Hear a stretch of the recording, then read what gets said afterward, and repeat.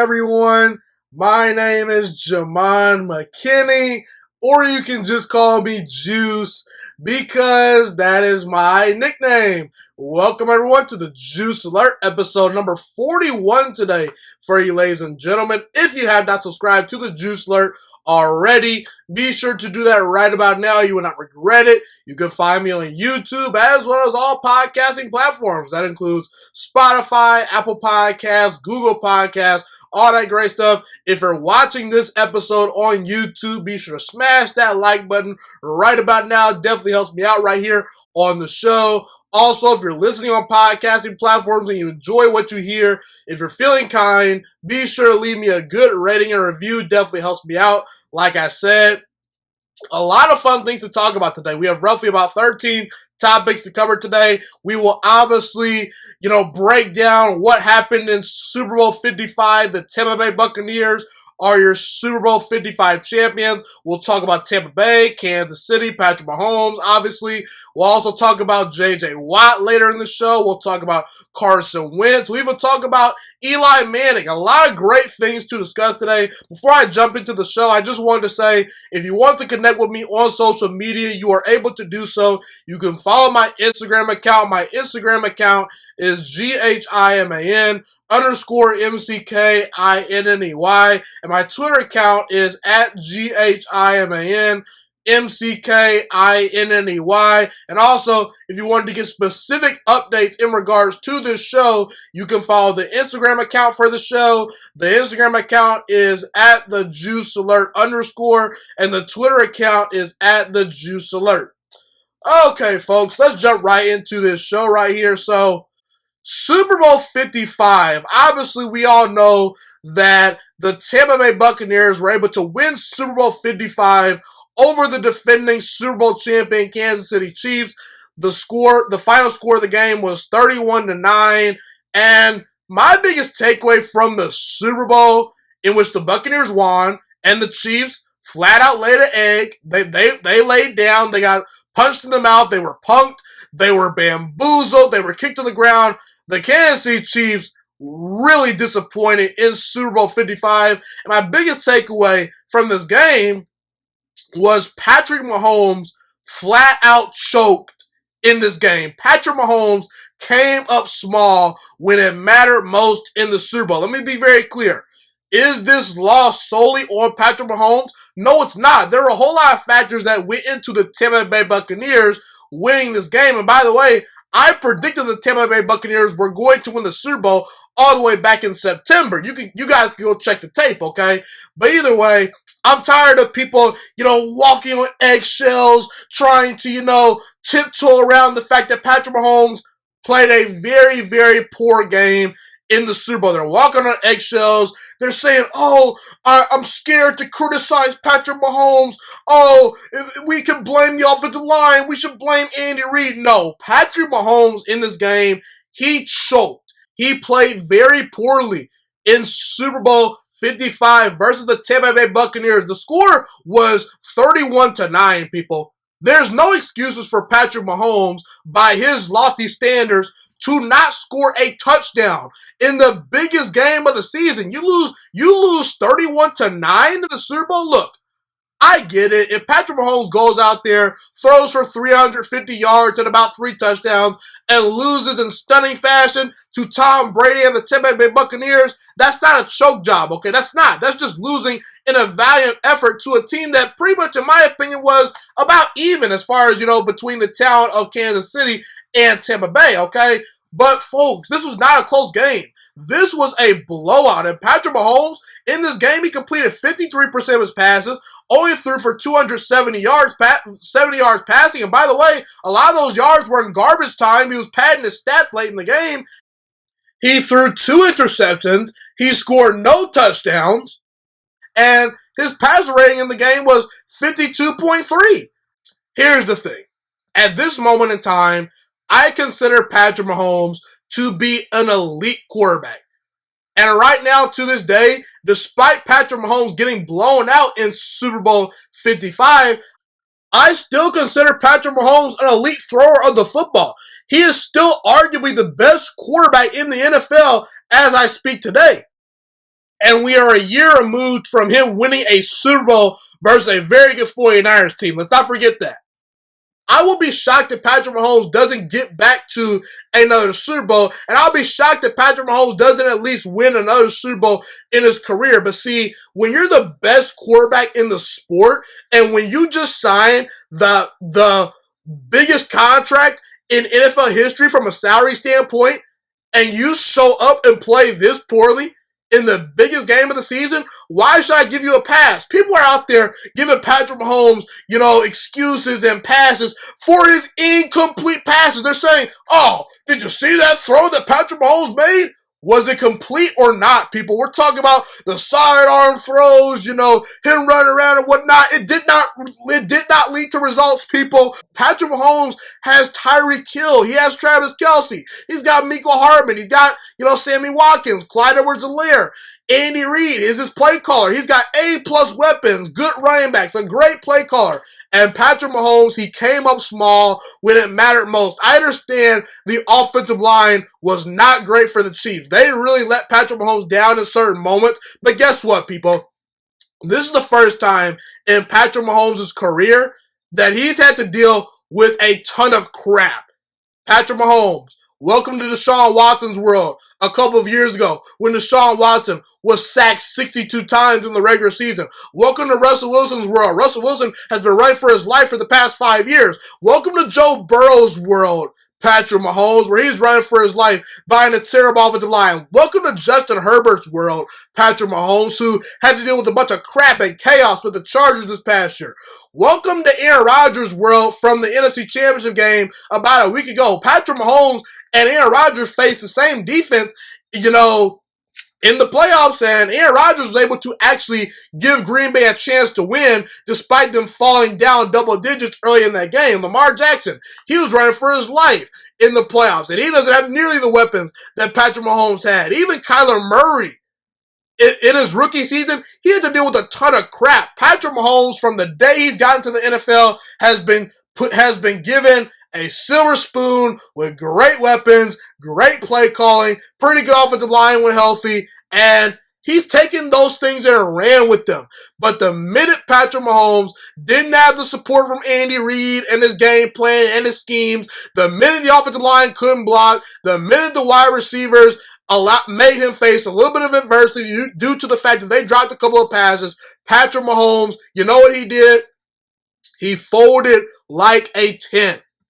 And that's what I've been saying about Patrick Mahomes, over the past, couple of months. Okay, I recognize he's an all-time great talent. However, the gap between him and the rest of the quarterbacks in the entire NFL is not as wide as you people think. I think that Patrick Mahomes' supporting cast did not get the recognition that they deserved for the most part ever since he's gotten into the NFL. Okay, I recognize that supporting cast has been off the charts. And what do you know? The minute they're not spectacular, Patrick Mahomes can't bail them out. And so I think that people anointed Patrick Mahomes a little bit too early. I'm not trying to crucify Patrick Mahomes and say he's overrated, that he's a bad player now. No, I'm not going to be one of those people. But folks were literally saying the Super Bowl is going to be between Tom Brady and Patrick Mahomes. This is the equivalent of Michael Jordan versus LeBron James. Folks, are you kidding me? Do you know how many all-time great quarterbacks have ran through the NFL and have made the same throws that Patrick Mahomes is making right now? Listen, Patrick Mahomes is an all-time great talent, but this idea that he's already in the GOAT conversation, that he's anointed to be potentially an all-time great already, look, if he would have won the Super Bowl versus Tampa Bay and Tom Brady, then I maybe could buy in, but he's barely had a cup of coffee in the NFL. And by the way, he's doing really good in the NFL, He's taken over. He's dominated. But I've always said, let's pump the brakes on Patrick Mahomes a little bit. Let's see what he does, 10 years from now, 15 years from now. Let's see if he can sustain success. Let's see if he can overcome some things when his offensive line isn't blocking for him. Let's see if he can overcome some wide receivers dropping passes in big games. And he failed that test, people. So, look, I'm not trying to, poo-poo Patrick Mahomes too much, but I got to call it like I see it. And Patrick Mahomes, even last year, He was not good in the Super Bowl last year for the most part versus the 49ers. But you want to know why he was able to win that Super Bowl? He was able to win that Super Bowl because the defense actually was able to keep him in that game for the most part. And Jimmy Garoppolo made a bunch of mistakes. And in the end, Patrick Mahomes, he took those mistakes and ran with them in the fourth quarter and ultimately won the Super Bowl.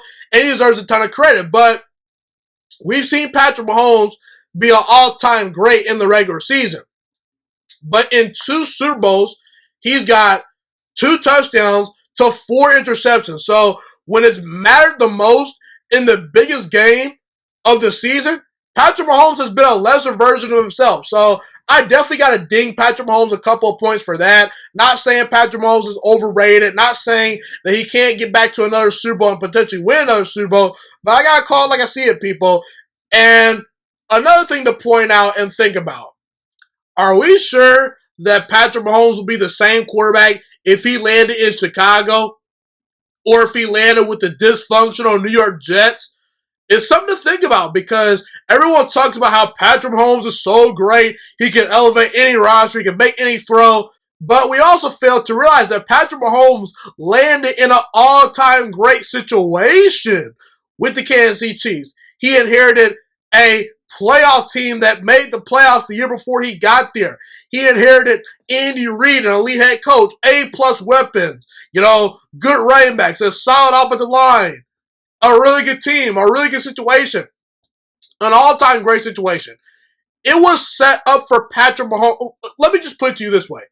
If Patrick Mahomes failed in that situation, then he's just a scrub, okay? Because it was almost nearly impossible for Patrick Mahomes to fail in that situation. I'm not saying that it was made for him to become the best quarterback in the sport, but it was nearly impossible for Patrick Mahomes to fail based on the team that he landed with and based on the support that he was given. So that's how I feel about Patrick Mahomes and his performance in Super Bowl 55. He's still a great quarterback. He still has a chance to become an all-time great quarterback one day. But we must recognize that Patrick Mahomes, he flat out choked in Super Bowl 55 versus the Tampa Bay Buccaneers. So obviously we know the Tampa Bay Buccaneers won Super Bowl 55 in dominating fashion versus the Kansas City Chiefs 31-9. Tom Brady takes home his 5th Super Bowl MVP trophy. Tom Brady has now won 7 Super Bowls, the most Super Bowls out of any player in NFL history. He now has more Super Bowl victories than any NFL franchise. People, Tom Brady in the game versus Kansas City completed 72% of his throws. He threw for 201 yards passing, had 3 passing touchdowns, and had a 125.8 passer rating. And Tom Brady, by winning his 7th Super Bowl, to me, this is his biggest accomplishment of all time, his greatest accomplishment of all time. And that's saying a lot because Tom Brady, he's accomplished a ton in his NFL career. He's the most accomplished quarterback by far. It's not even close. He's the greatest quarterback of all time. It's not even close at this point.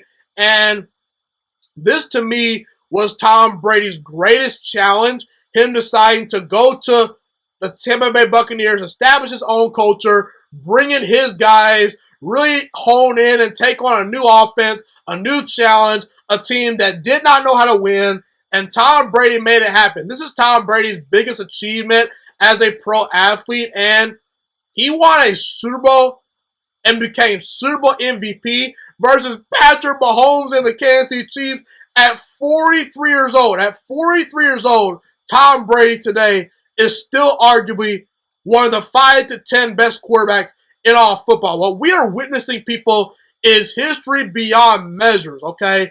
And Tom Brady, at 43 years old, changes sceneries, leaves New England, says, okay, Bill Belichick, listen, we had a great run. You want to move on. I want to move on. I want a new challenge. That's completely fine with me. I'm going to go to Tampa Bay, where I see a really good young defense, an elite wide receiver core, and I see an aggressive head coach in Bruce Arians that wants to throw the football down the field, that's going to be loose and allow me to have fun. I'm going to bring Rob Gronkowski. I'm going to bring Antonio Brown. I'm going to bring all these great players with me to Tampa Bay, and I'm going to say, okay, Bill Belichick, Watch this.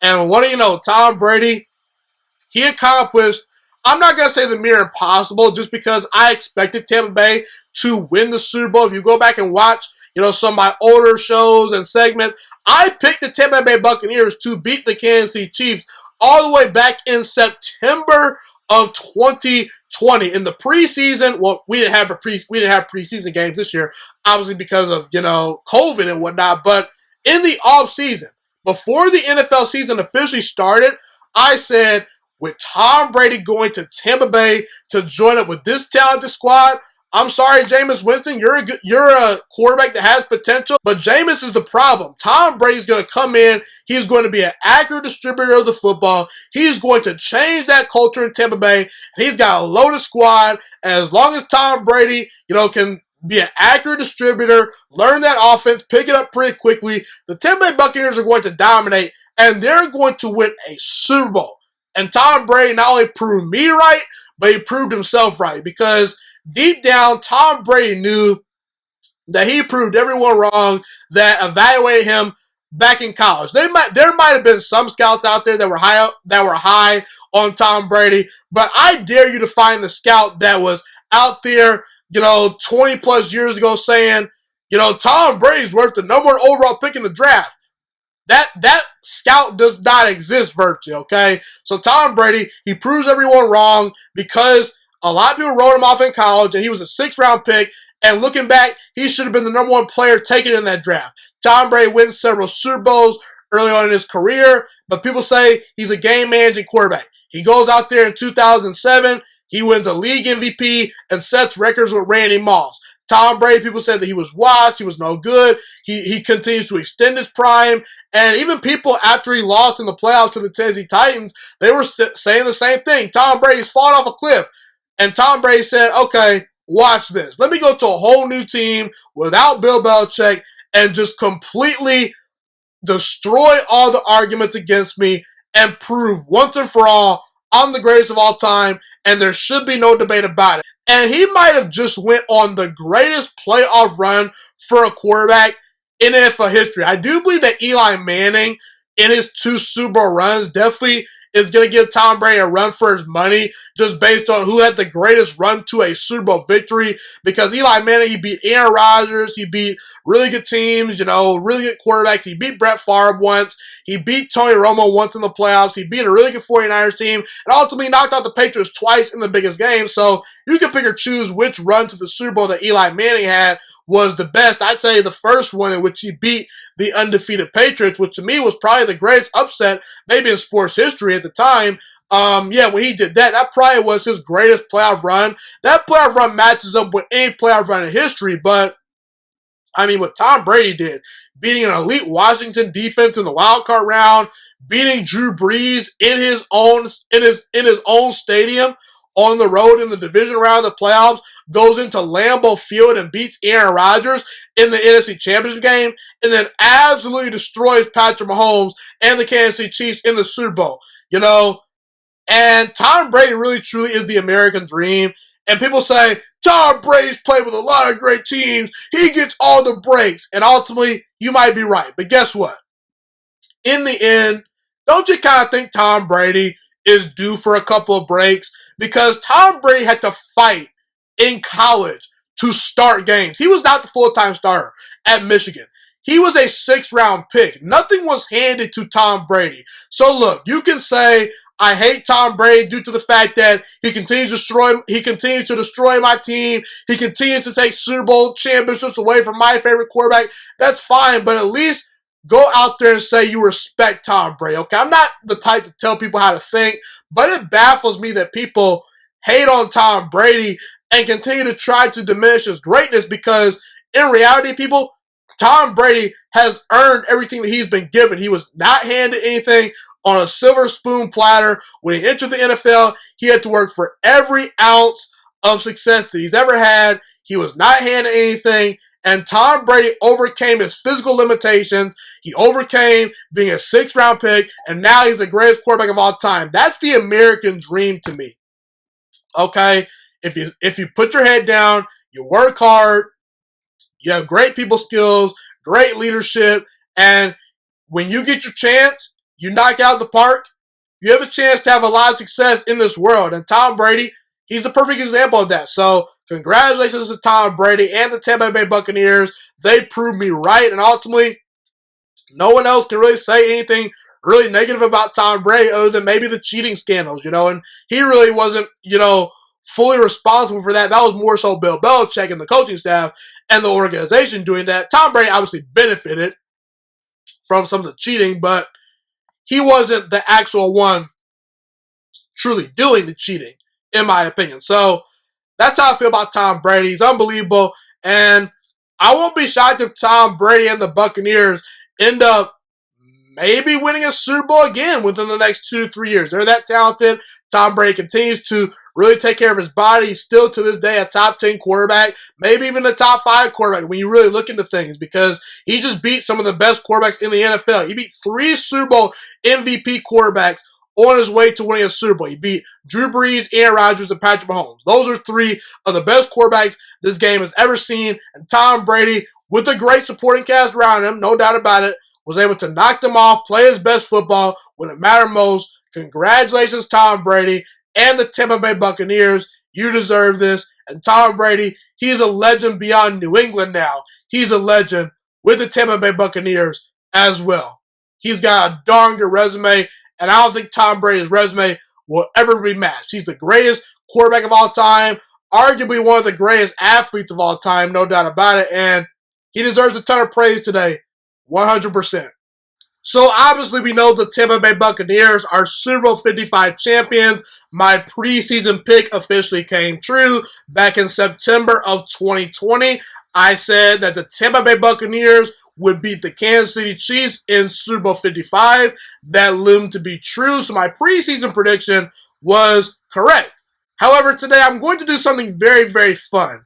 Today, I'm going to go out on a limb, and I'm going to give you guys my official, way too early Super Bowl 56 prediction. What team, in my opinion, as I speak today, is going to win Super Bowl 56?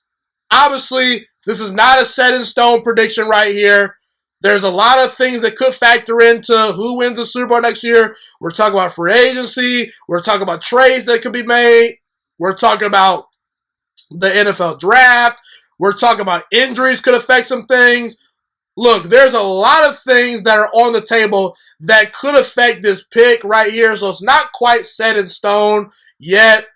But after the Tampa Bay Buccaneers just won Super Bowl 55, my official, way too early Super Bowl 56 prediction is I believe that the Cleveland Browns will win Super Bowl 56. That's my way too early gut feeling as I speak today. I believe the Cleveland Browns have a legitimate shot to at least end up playing in Super Bowl 56 in Los Angeles, and depending on who their opponent is, they have a legitimate chance to win that football game. Why do I believe in the Cleveland Browns heading into the 2021 NFL season? The biggest reason why is because I'm a big believer in Kevin Stefanski, their head coach. Kevin Stefanski has put together a very good coaching staff, and he just won Coach of the Year this past year. My vote would have actually gone to Ron Rivera, but that's a story for another day. Kevin Stefanski, he won Coach of the Year in 2020, and he really came in and did a tremendous job with the Cleveland Browns in year number 1. He established a great culture. He's a true general. Players respect him, and he seems to have this team well prepared almost every single week. And he really knows his roster from top to bottom. The great head coaches know what their roster is capable of and what their roster is not capable of. So, shout out to Kevin Stefanski. I'm a believer in him. And out of all the current AFC teams right now that I'm staring at and evaluating, I believe the Cleveland Browns have the best chance to knock off the Kansas City Chiefs. Folks, let's not get too over our heads. The Kansas City Chiefs are still a really darn good football team. Just because they got blown out in the Super Bowl and Patrick Mahomes had the worst game of his career, that doesn't take away the fact that Kansas City is going to be locked and loaded for years to come. they're going to be the team to beat more times than not every single year. So I'm looking at the Cleveland Browns. I believe they're the best bet to knock off Kansas City. I have to eliminate the Tennessee Titans from this conversation because I think Tennessee has peaked. I don't think Buffalo is going to beat Kansas City. We saw Buffalo face them twice in 2020. It was not close, especially in the playoffs. Pittsburgh, I expect them to fall off this year, potentially. The Baltimore Ravens, Patrick Mahomes is 3-0 versus them in his career. They're not explosive enough on offense. And while the Colts, Dolphins, and Chargers are pretty talented teams that are interesting, they're not messing with Kansas City yet. They're a couple of pieces away. I believe the Cleveland Browns match up best with the Kansas City Chiefs because, well, for one, we just saw the Cleveland Browns nearly defeat the Kansas City Chiefs in the 2021 NFL playoffs this past season a couple of weeks ago.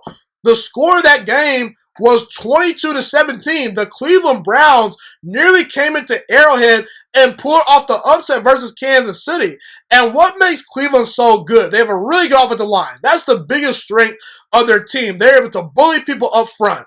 And you got Nick Chubb and Kareem Hunt to run the football. You got a really good star-studded wide receiver core. Odell Beckham Jr. comes back off of injury. You still got Jarvis Landry. You got Rashad Higgins and Donovan Peoples-Jones, who showed a lot of promise as a rookie. You got some really good tight ends: Austin Hooper, Harrison Bryant, David Njoku. If you look at Cleveland's tight end and wide receiver core outside of Tampa Bay and Kansas City, it's arguably the deepest and best wide receiver and tight end core in all of football. They are loaded at the skill position, okay? Now, Cleveland could trade Odell Beckham Jr. in the offseason, and honestly, I wouldn't be too mad at that trade just because I think Cleveland needs to fill some holes on defense.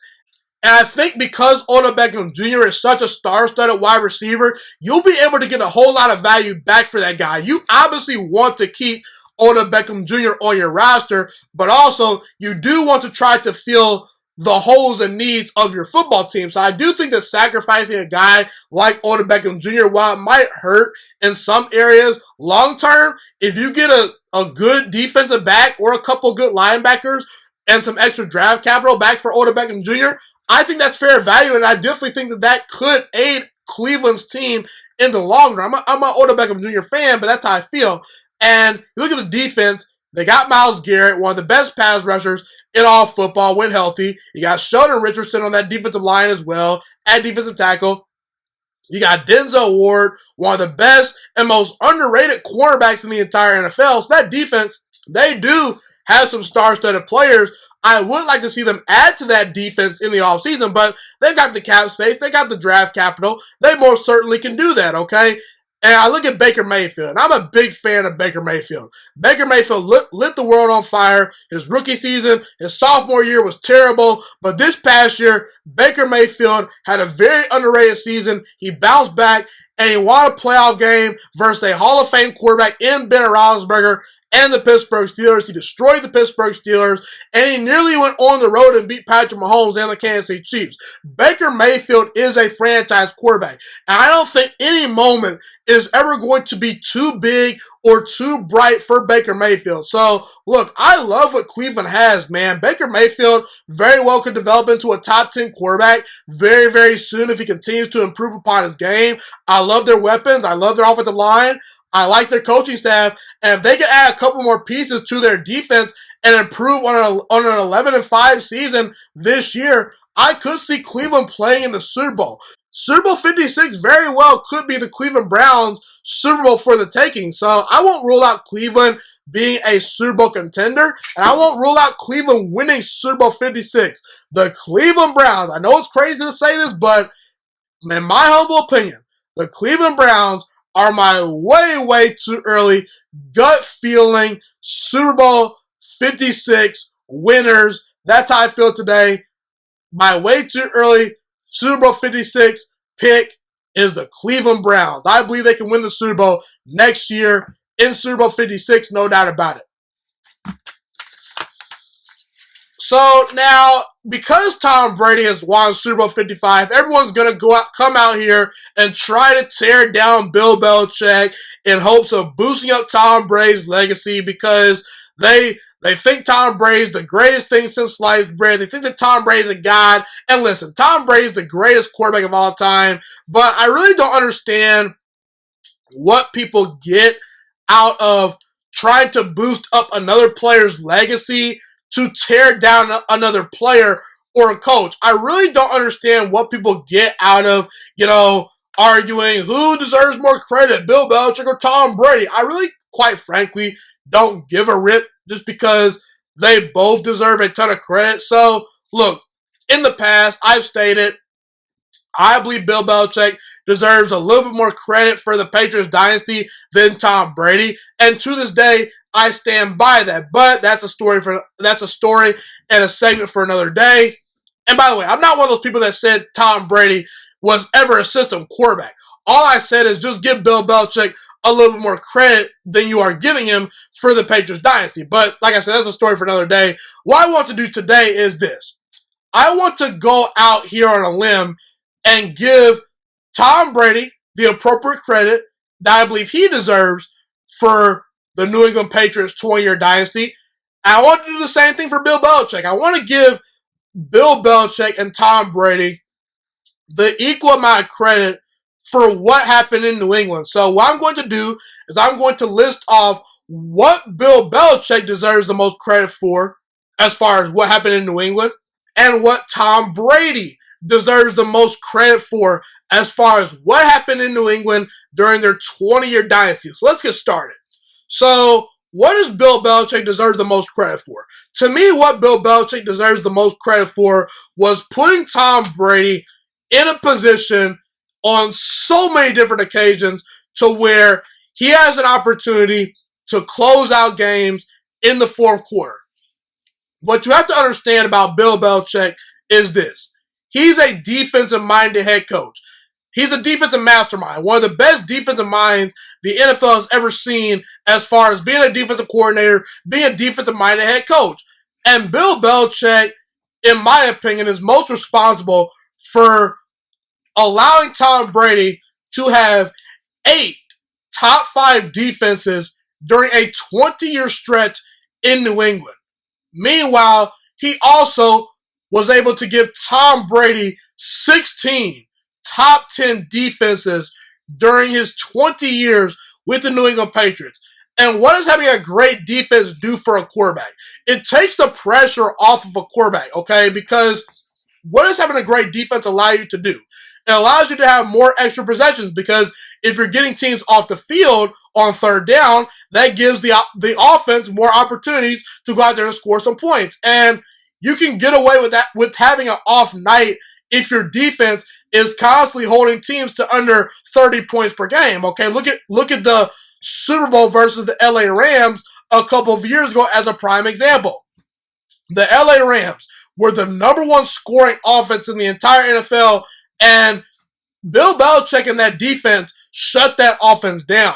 And Tom Brady and the New England Patriots offense only scored 13 points in that game, but guess what? The Rams offense only scored 3 points in that game. So Bill Belichick has allowed Tom Brady to have not the greatest games sometimes in the playoffs and get away with it because his defense is able to bail Tom Brady out and take the pressure off of him. Bill Belichick also was the ultimate disciplinary head coach. He always had his teams prepared. It's very rare that you saw the Patriots be unprepared and unbuttoned up for these playoff games. Rarely do these playoff games get out of hand when Bill Belichick was running the show with Tom Brady as well. And here's a fun fact that you people might not know. In 41 career playoff games, between Bill Belichick and Tom Brady, where they were both together as the head coach and quarterback in New England, only 5 times did a Bill Belichick-led team give up 30 or more points in a playoff game. So in 88% of Tom Brady's playoff games in New England, Bill Belichick did not allow the opposing team to score 30 or more points.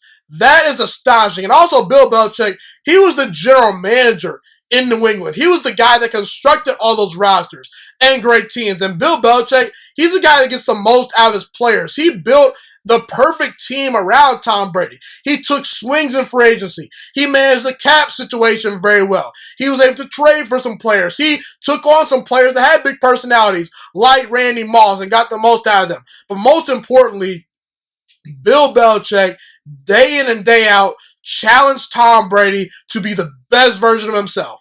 And some coaches do not hold star players accountable. Tom Brady was held accountable time in and time out in New England because Bill Belichick was a great head coach. He did not put Tom Brady above the team. And I ultimately think that really helped benefit Tom Brady, and it really motivated Tom Brady to get better and better every single day, because Bill Belichick is not going to hand you things on a silver platter, okay? He's going to make you go out there and earn your starting job every single year. He's going to go out there and coach you hard, coach you tough, whether you like it or not, because it's going to make you a better player. So that is what Bill Belichick contributed to as far as the New England Patriots dynasty, in my opinion. That's the things that he deserves the most credit for, and the things that he was the most responsible for. Now let's look at Tom Brady. What was Tom Brady most responsible for? Tom Brady is most responsible for delivering in the clutch, time in and time out, when it mattered most, okay?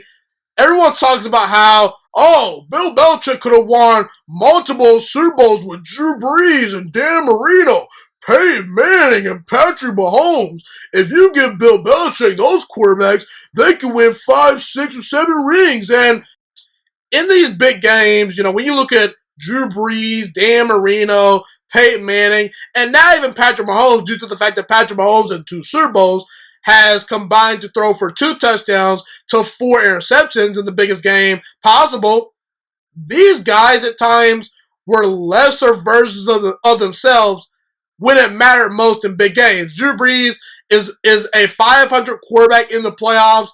Dan Marino never won a Super Bowl. Peyton Manning is barely above 500 in the playoffs. And Patrick Mahomes, I just talked about him enough said, okay? Here's the thing, people. Tom Brady in big games, more times than not, when these guys are a lesser version of themselves, in the highest leverage moments, Tom Brady rises above and beyond the pressure. There are some guys that elevate under pressure, that stay the same under pressure, and that shrink under pressure. Usually, you don't see Tom Brady shrinking under pressure. Sure, in certain situations, he might stink up the joint and get bailed out by the defense. I'm not trying to say that he deserves all the credit for the rings that he's received, because there were some years where the defense definitely bailed him out. But more times than not, Tom Brady, at bare minimum, is going to at least stay the same under pressure. He more times than not looks normal under pressure. And in the Super Bowls that he's won, more times than not, he elevates under pressure when it matters most. And Bill Belichick always put Tom Brady, more times than not, roughly 8 to 9 times out of 10. Bill Belichick put Tom Brady in a position to where in the fourth quarter, the game is closed.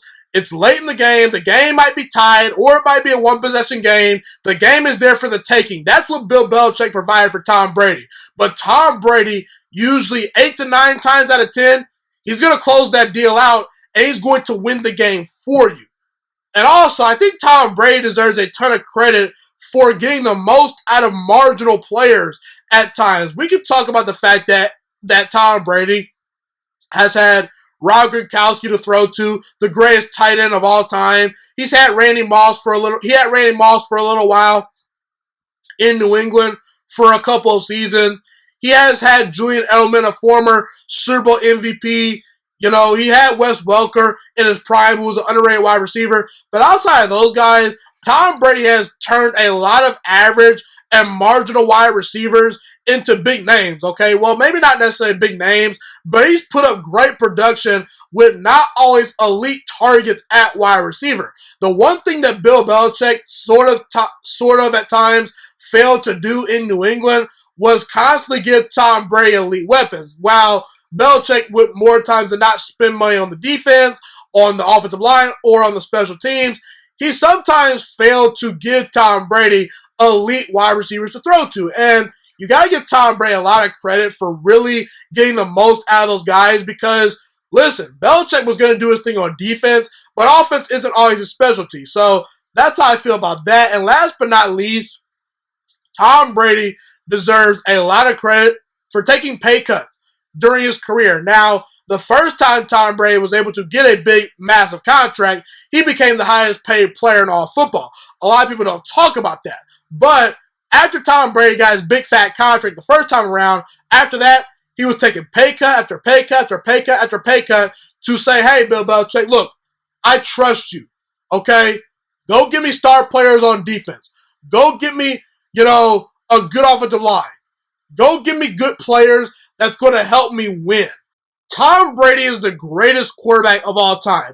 Do you know how much money Tom Brady could have made playing football in his career? And I'm not saying Tom Brady hasn't made a lot of money playing football in his career, because he has.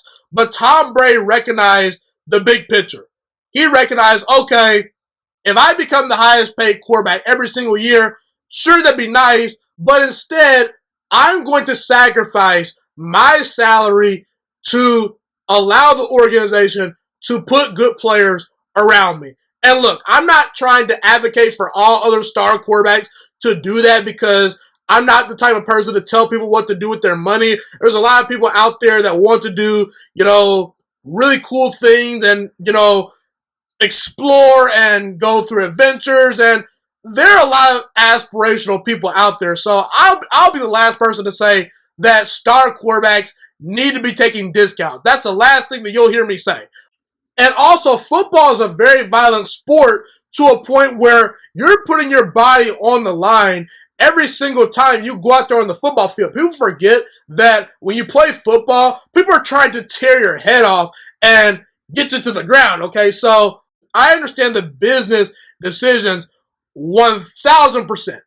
But I'm also going to applaud the quarterbacks that take the time and go out their way to say, hey, it's bigger than money for me. I want to win championships. I'm all about winning. Give me star players. I'll take a pay cut. I trust my organization to help me out. So that's the one thing that people don't give Tom Brady enough credit for as far as what happened in New England. So there you have it. That's your Tom Brady and Bill Belichick comparison as far as who deserves the most credit for certain aspects of the New England Patriots becoming a 20-year dynasty. And in reality, people, let's just give Bill Belichick and Tom Brady close to an equal amount of credit, because Tom Brady's elite and Bill Belichick is also elite, and we should not take that away from them. Not at all. So look, a lot of people were shocked that the Kansas City Chiefs got destroyed 31-9 in Super Bowl 55 by the Tampa Bay Buccaneers. And look, I felt Kansas City would put up a better fight than what they did, but I picked the Tampa Bay Buccaneers to win the Super Bowl, so I wasn't shocked that Tampa Bay won the game. And look, there's no other way to slice it. I don't care what anyone says. Patrick Mahomes, he underperformed in that game. He choked. That was a big-time choke job. There's no other way to slice it. Andy Reid also did not put together a very good game plan in the game. I felt Kansas City should have tried to work the short and intermediate passing game a lot more in the Super Bowl than what they attempted, because they were trying to take those deep shots down the field, and it just wasn't working because Tampa Bay, they took that away. And when you have a banged up offensive line, you should know that that's probably not going to work. Wide receivers were also dropping passes. The defense really struggled to get pressure on Tom Brady. That defense got absolutely punked, and Kansas City got smacked around, okay? No other way to slice it.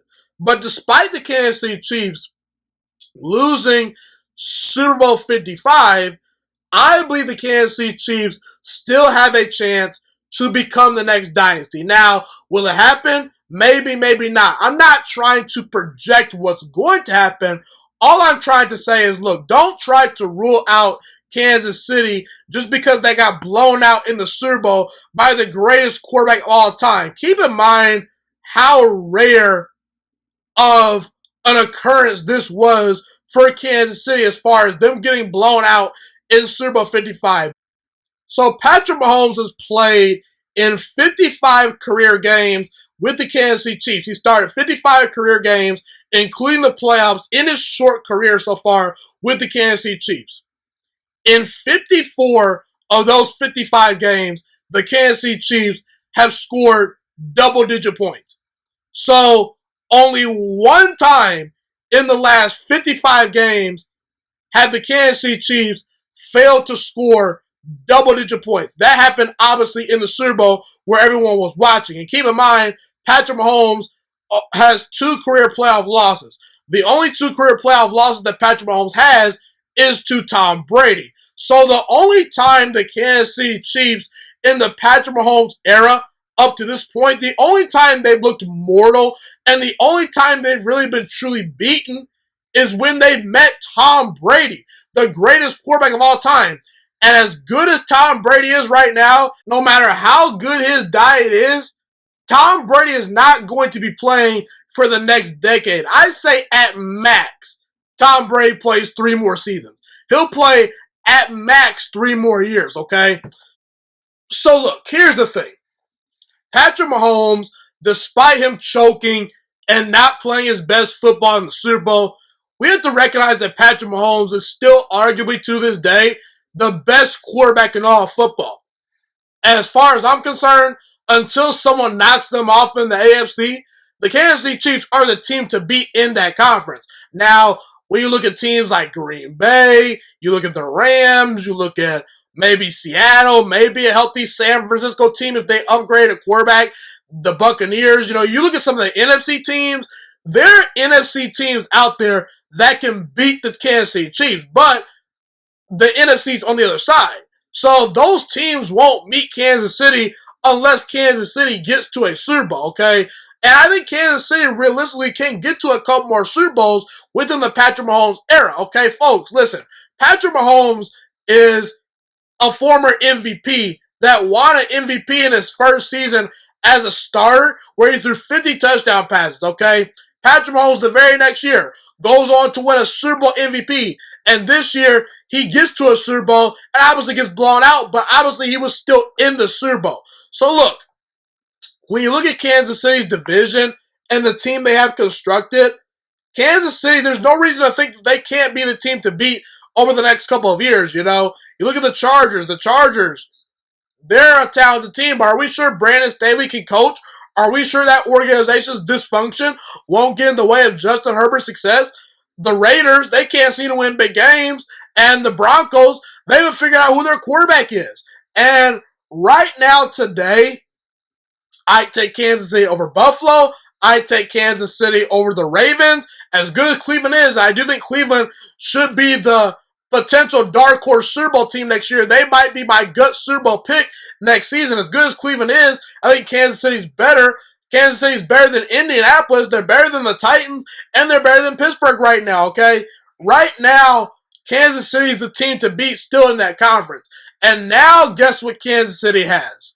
Extra motivation. Kansas City, they finally got punched in the mouth, and they finally looked mortal, and they finally were embarrassed and destroyed and humiliated on the biggest stage where everyone was watching. You mean to tell me Patrick Mahomes isn't super motivated to get back to the big game and prove he's on Tom Brady's level? You mean to tell me Andy Reid isn't going to be super motivated this year? You mean to tell me the Honey Badger, along with Chris Jones and all those players on defense, aren't going to take it upon themselves to really get back to a Super Bowl? You mean to tell me Tyreek Hill and Travis Kelce aren't ticked off right now?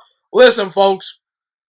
Am I saying Kansas City is going to be the next dynasty? I'm not necessarily saying they're going to be the next dynasty, but they still have a chance to become the next dynasty. I will not be surprised within the next 10 years if Kansas City makes it back to 2 or 3 more Super Bowls, and depending on if they win all 3 of those Super Bowls, or maybe 2 of them, or 1 of them, or if they're constantly in the Super Bowl conversation, they have a chance to still be the next dynasty. Let's say Kansas City, within the next 10 years, gets to 3 Super Bowls and wins 2 of them. I consider them a dynasty right then and there because they're pretty much in the picture every single year as far as elite Super Bowl contenders. They've been to the AFC Championship game multiple times the past couple of years, and they've already gotten 1 Super Bowl. So you're talking about potentially having 3 Super Bowl championships within the next 10 to 13 years. I consider that team a dynasty if they're always in the Super Bowl hunt, okay? So that's how I feel about the Kansas City Chiefs. I won't be shocked if they get back to the Super Bowl very, very soon within the next couple of years. And I won't be shocked if they still become the next dynasty. Will it happen? Maybe, maybe not. But I won't put that off the table for Kansas City to still become potentially the next dynasty. Kansas City is not going anywhere. They'll still be in the Super Bowl picture as long as Patrick Mahomes is healthy and as long as Andy Reid and that coaching staff are intact. No doubt about it. And by the way, even if Andy Reid retires, they still have potentially Eric Bieniemy to overtake him as the next head coach, and I trust the front office to hire a smart, progressive head coach that'll make things work. So, Kansas City, are they the next dynasty? Maybe, maybe not. Only time will tell. So, heading into Super Bowl 55, everyone was saying that Patrick Mahomes versus Tom Brady is the equivalent of Michael Jordan versus LeBron James, and the matchup did not live up to the hype. Tom Brady and the Tampa Bay Buccaneers, they destroyed the Kansas City Chiefs, and they actually held their end of the bargain. Meanwhile, Patrick Mahomes, he choked in Super Bowl 55, and the Kansas City Chiefs, they got destroyed, bullied, and pushed around, and they came up small. And here's the thing, people. The following statement might bring some sadness and disappointment and discomfort to some individuals, particularly Patrick Mahomes fanboys and Kansas City Chiefs fans, but it's the honest truth. And I really hate saying this because I actually really do root for Patrick Mahomes. I really am a big fan of his game. But Patrick Mahomes, in my opinion, will never become the greatest quarterback of all time. Patrick Mahomes is never going to surpass Tom Brady.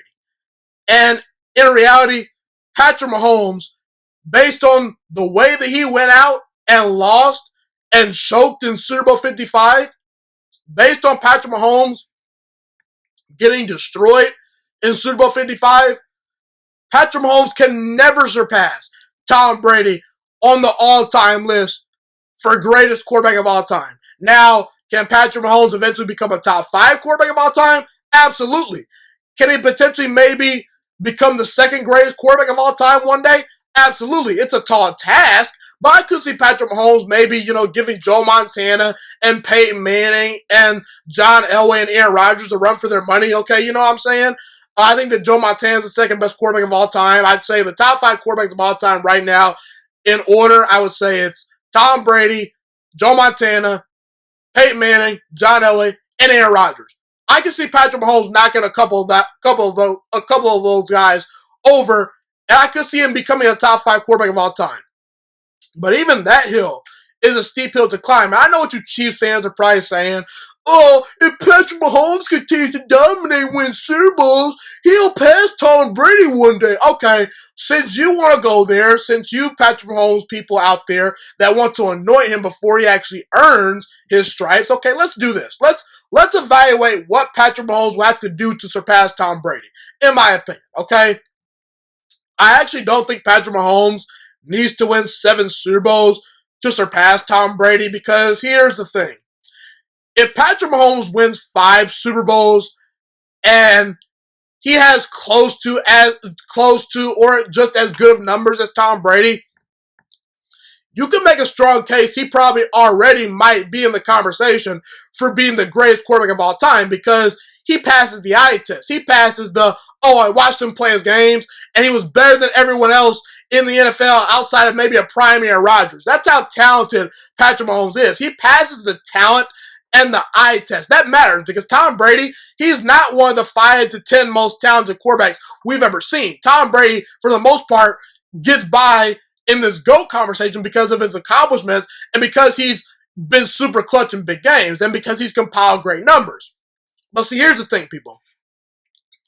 Tom Brady has put together 20 years of greatness. His rookie year, he did not play, so I didn't count the extra year. But Tom Brady, he's been in the NFL for 21 years, and he's shown greatness for 20 of those years.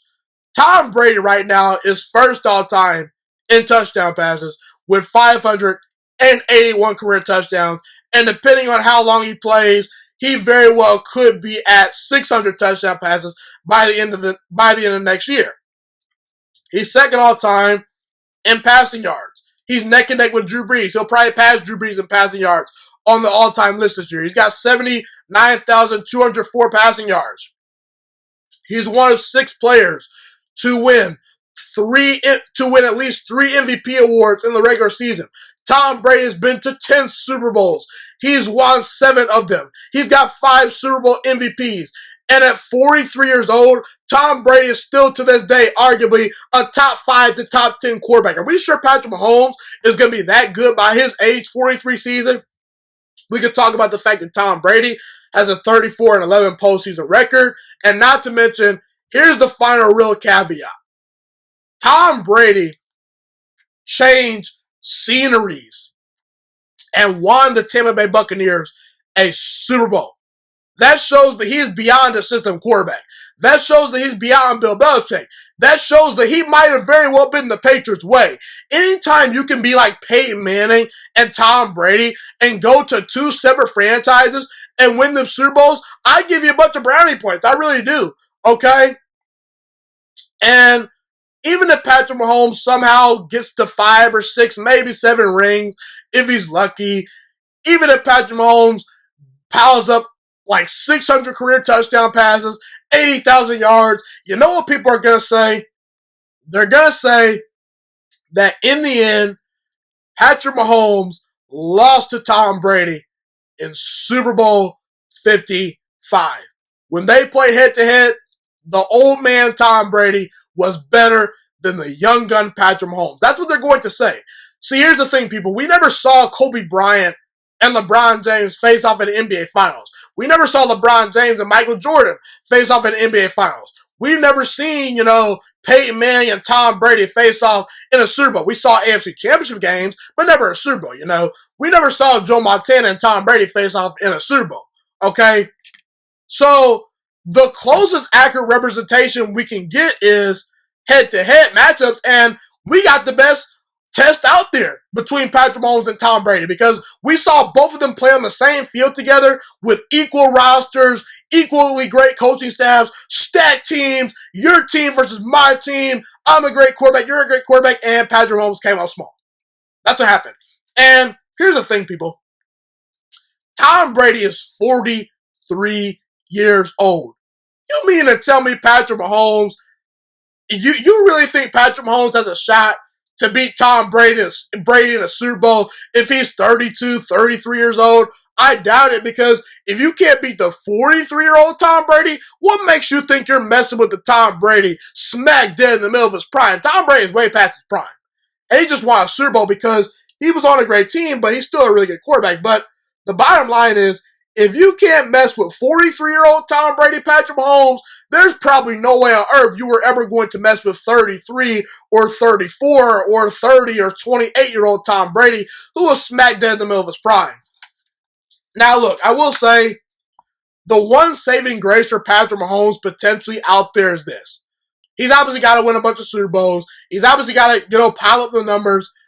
But if Patrick Mahomes somehow, some way can get a Super Bowl rematch and he can beat Tom Brady, that would go a long way for his legacy. But Patrick Mahomes has a long way to go before he's even considered a top 5 quarterback of all time, as far as I'm concerned. As far as I'm concerned, if I were to bet money, Patrick Mahomes ain't catching Tom Brady on the all-time greatest quarterback list, and it's not going to be close. Tom Brady is by far and away the greatest quarterback of all time, and it's by a Grand Canyon country mile, in my opinion. Patrick Mahomes will never surpass Tom Brady for all the reasons that I mentioned. So I now want to talk about Aaron Rodgers. Aaron Rodgers recently was named the 2020 NFL MVP. This is his 3rd NFL MVP award for his illustrious, star-studded NFL career. He obviously won the MVP back in 2011, 2014, and 2020, obviously this year. Aaron Rodgers now officially is one of 6 players in NFL history to win at least 3 MVP awards in the regular season. He joins Tom Brady, Johnny Unitas, Jim Brown, Brett Favre, and Peyton Manning on that list. And to me, this accomplishment further represents why Aaron Rodgers is a top 5 quarterback of all time. I consider Aaron Rodgers one of the 5 greatest quarterbacks of all time in no particular order. Well, I'll just go in order right now. The top 5 quarterbacks of all time to me, as I speak today, right now, heading into 2020, let's just say heading into the 2020 season, right now it's Tom Brady, number 1, Joe Montana, number 2, Peyton Manning, number 3, John Elway, number 4, Aaron Rodgers, number 5. I put some respect on Tom Brady, Joe Montana, Peyton Manning, and John Elway's name by putting them ahead of Aaron Rodgers just because Aaron Rodgers only has won 1 Super Bowl and only has been to 1 Super Bowl. But when you look at Aaron Rodgers' career, obviously he's got the Super Bowl championship and a Super Bowl MVP on his resume, but Aaron Rodgers is the most talented quarterback of all time. People can say Patrick Mahomes all they want. I'm not going to listen to them because Patrick Mahomes, he hasn't dominated for a decade like Aaron Rodgers. In fact, when it matters the most, in Patrick Mahomes' 2 Super Bowl appearances, he's thrown for a grand total of two touchdowns to 4 interceptions. So when you look at Aaron Rodgers, to me, as far as his physical ability, mobility, agility, ability to maneuver inside and outside the pocket, throwing the run, his arm strength, his accuracy, his ball placement, his deep ball accuracy, his intermediate short accuracy, ability to process defenses, his quick release, all that great stuff makes him the most talented quarterback of all time. And Aaron Rodgers, slowly but surely, is climbing up these all-time lists as far as, the numbers go. Aaron Rodgers is already 7th all-time in career touchdown passes. He's already 11th all-time in career passing yards. He's got the 3rd best pass rating of all time, and I think that honestly, you probably give the award to him just because you look at Patrick Mahomes and Deshaun Watson, who are ahead of him. They've not played for as long as Aaron Rodgers, so the stats are kind of a little bit inflated towards their way just because they have a smaller sample size. But for the most part, Aaron Rodgers has been the most efficient passer in NFL history. The guy has thrown for 412 career touchdown passes to only 88 interceptions. And by the way, Aaron Rodgers is an outside shot to get to 500 career touchdown passes before throwing 100 interceptions. His touchdown to interception ratio is off the charts and astonishing. Could you imagine if Aaron Rodgers finishes his career with like 550 touchdown passes to like 111 interceptions, or maybe somehow if he cracks, 600 touchdown passes, he'll have less than 200 interceptions. That is just a mind-boggling stat. That's something that he has a chance to accomplish. That's how talented he is. And he's a 3-time NFL MVP and a Super Bowl MVP. And we can say, well, Aaron Rodgers only has 1 Super Bowl. Well, guess what? Drew Brees only has 1 Super Bowl. He has 0 regular season MVPs. Meanwhile, Dan Marino has won 0 Super Bowls and has only 1 NFL MVP. You guys say that Dan Marino and Drew Brees are 2 of the greatest quarterbacks of all time. So which one is it, I think that Aaron Rodgers, he deserves to be in that top 5 discussion. He's somewhere in the 5 to 7 range. But Aaron Rodgers, to me, just completed his best season yet in 2020. This was the best season that Aaron Rodgers has ever had in his career, and that's saying a lot because he's had a 13-year career as a starter in the National Football League playing for the Green Bay Packers, and he's 37 years old. So the fact that Aaron Rodgers is coming off his best season yet in NFL history at age 37, that tells you a lot about how great he is, okay? He completed 70.7% of his throws, which led the entire NFL. He led the NFL in completion percentage. He threw for 48 touchdown passes to only 5 interceptions. His 48 touchdowns led the entire NFL, so that's astonishing.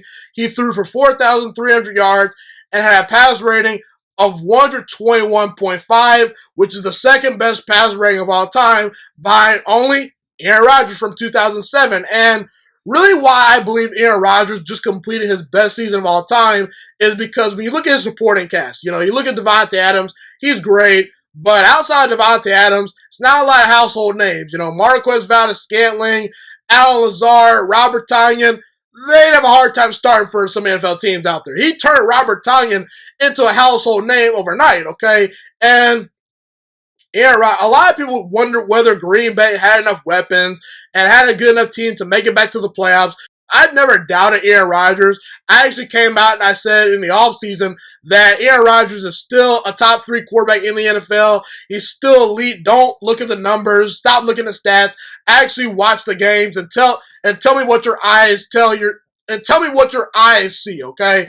And this year Aaron Rodgers went off in his second season in the Matt LaFleur system, and a couple of years ago, back in 2011 through roughly 2016, Aaron Rodgers was getting away with his raw physical ability while still being able to process at a high level. But this year, Aaron Rodgers, he was super efficient from the pocket, and he just kind of let the extension plays come to him. It just goes to show you how good of play calling that he got this year. He finally got the right head coach to really elevate his game in Matt LaFleur. I'm not saying Matt LaFleur is the greatest head coach in the world, but he's definitely one of the more up and rising head coaches in the NFL. And his Mike Shanahan sort of Matt LaFleur mixed in a wrinkled offense really worked for Aaron Rodgers this year. And Aaron Rodgers put his greatest season of all time, and this is not the greatest supporting cast that he's ever had. I think that in 2014 and 2011, he by far had a better supporting cast. And I'll never forget, the Green Bay Packers in the 2020 NFL draft, they drafted a quarterback in the first round. They gave Aaron Rodgers no help at wide receiver. They didn't address the defense. They planned for the future. And Aaron Rodgers, he didn't complain. When you look at the reports that were being made in the offseason, everything pointed to Aaron Rodgers, trying everything in his power to help mentor Jordan Love. There were rave reviews about how he handled the Jordan Love situation. Jordan Love obviously was the quarterback that was traded up for in the 2020 draft to potentially look to replace Aaron Rodgers in the next couple of years. And he went out there and took it upon himself to become a better football player. That shows leadership. And that shows how great Aaron Rodgers is. I'm disappointed that Aaron Rodgers couldn't win a Super Bowl this year just because Green Bay did have a pretty good team this year. They came close. But ultimately, I don't really put that, NFC Championship game loss solely on Aaron Rodgers' shoulders. The Green Bay Packers did not go all in the offseason to help the currently constructed Green Bay Packers team. They put all the pressure and all the stress on Matt LaFleur and Aaron Rodgers to go out there and try to elevate the players from within. And they were able to do that. But unfortunately, great quarterback play and a great scheme can only take you so far until you run into the Kansas Cities and the Tampa Bay Buccaneers of the world, led by Tom Brady, led by Patrick Mahomes, et cetera, et cetera.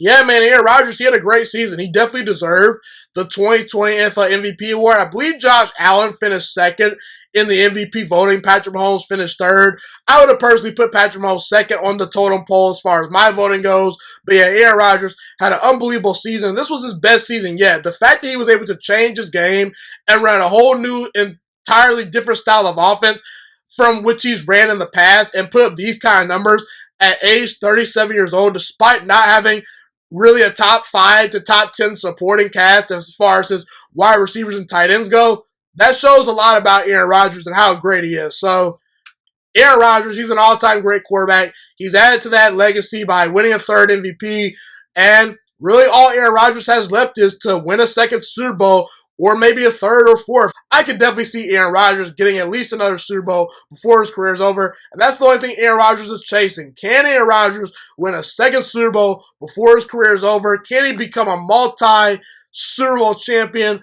We'll see. I do believe he's capable, but only time will tell. So J.J. Watt recently requested to be released by the Houston Texans. He was granted that wish. Now J.J. Watt is a free agent on the market. Now, when I look at J.J. Watt's career in Houston, and I think about the Houston Texans organization, I think to myself, man, that organization should be ashamed of themselves because they just wasted away arguably the best defensive player of my lifetime. Okay? They wasted 10 years of greatness from J.J. Watt, that being the Houston Texans organization. The Texans only won 3 playoff games during J.J. Watt's 10-year career with the team. They've wasted away most of his talents, so I'm super duper pumped and super duper happy that J.J. Watt no longer is playing for a dysfunctional organization that has wasted away his greatest talents for a very long time. I hope Deshaun Watson is the next guy up to get out of Houston because he deserves to get out of Houston as well. Now, evaluating J.J. Watt right now. J.J. Watt will turn 32 years old by the start of the 2021 NFL season, okay?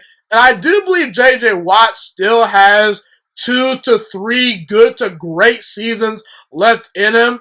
I'm assuming that J.J. Watt is going to want to go to a contender, and I think that that's going to motivate him a little bit more. When you're playing with good players and you're playing for a great culture, I think that that definitely will allow J.J. Watt to get up out of bed in the morning with a little bit more joy and happiness and slightly more energy, okay? You know what I'm saying? And look, at this point, you're J.J. Watt.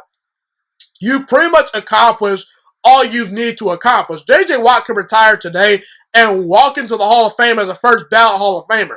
This guy's a 3-time Defensive Player of the Year award winner, and he was arguably the best defensive player in all of football for about a 3 to 4 year stretch during his prime, okay?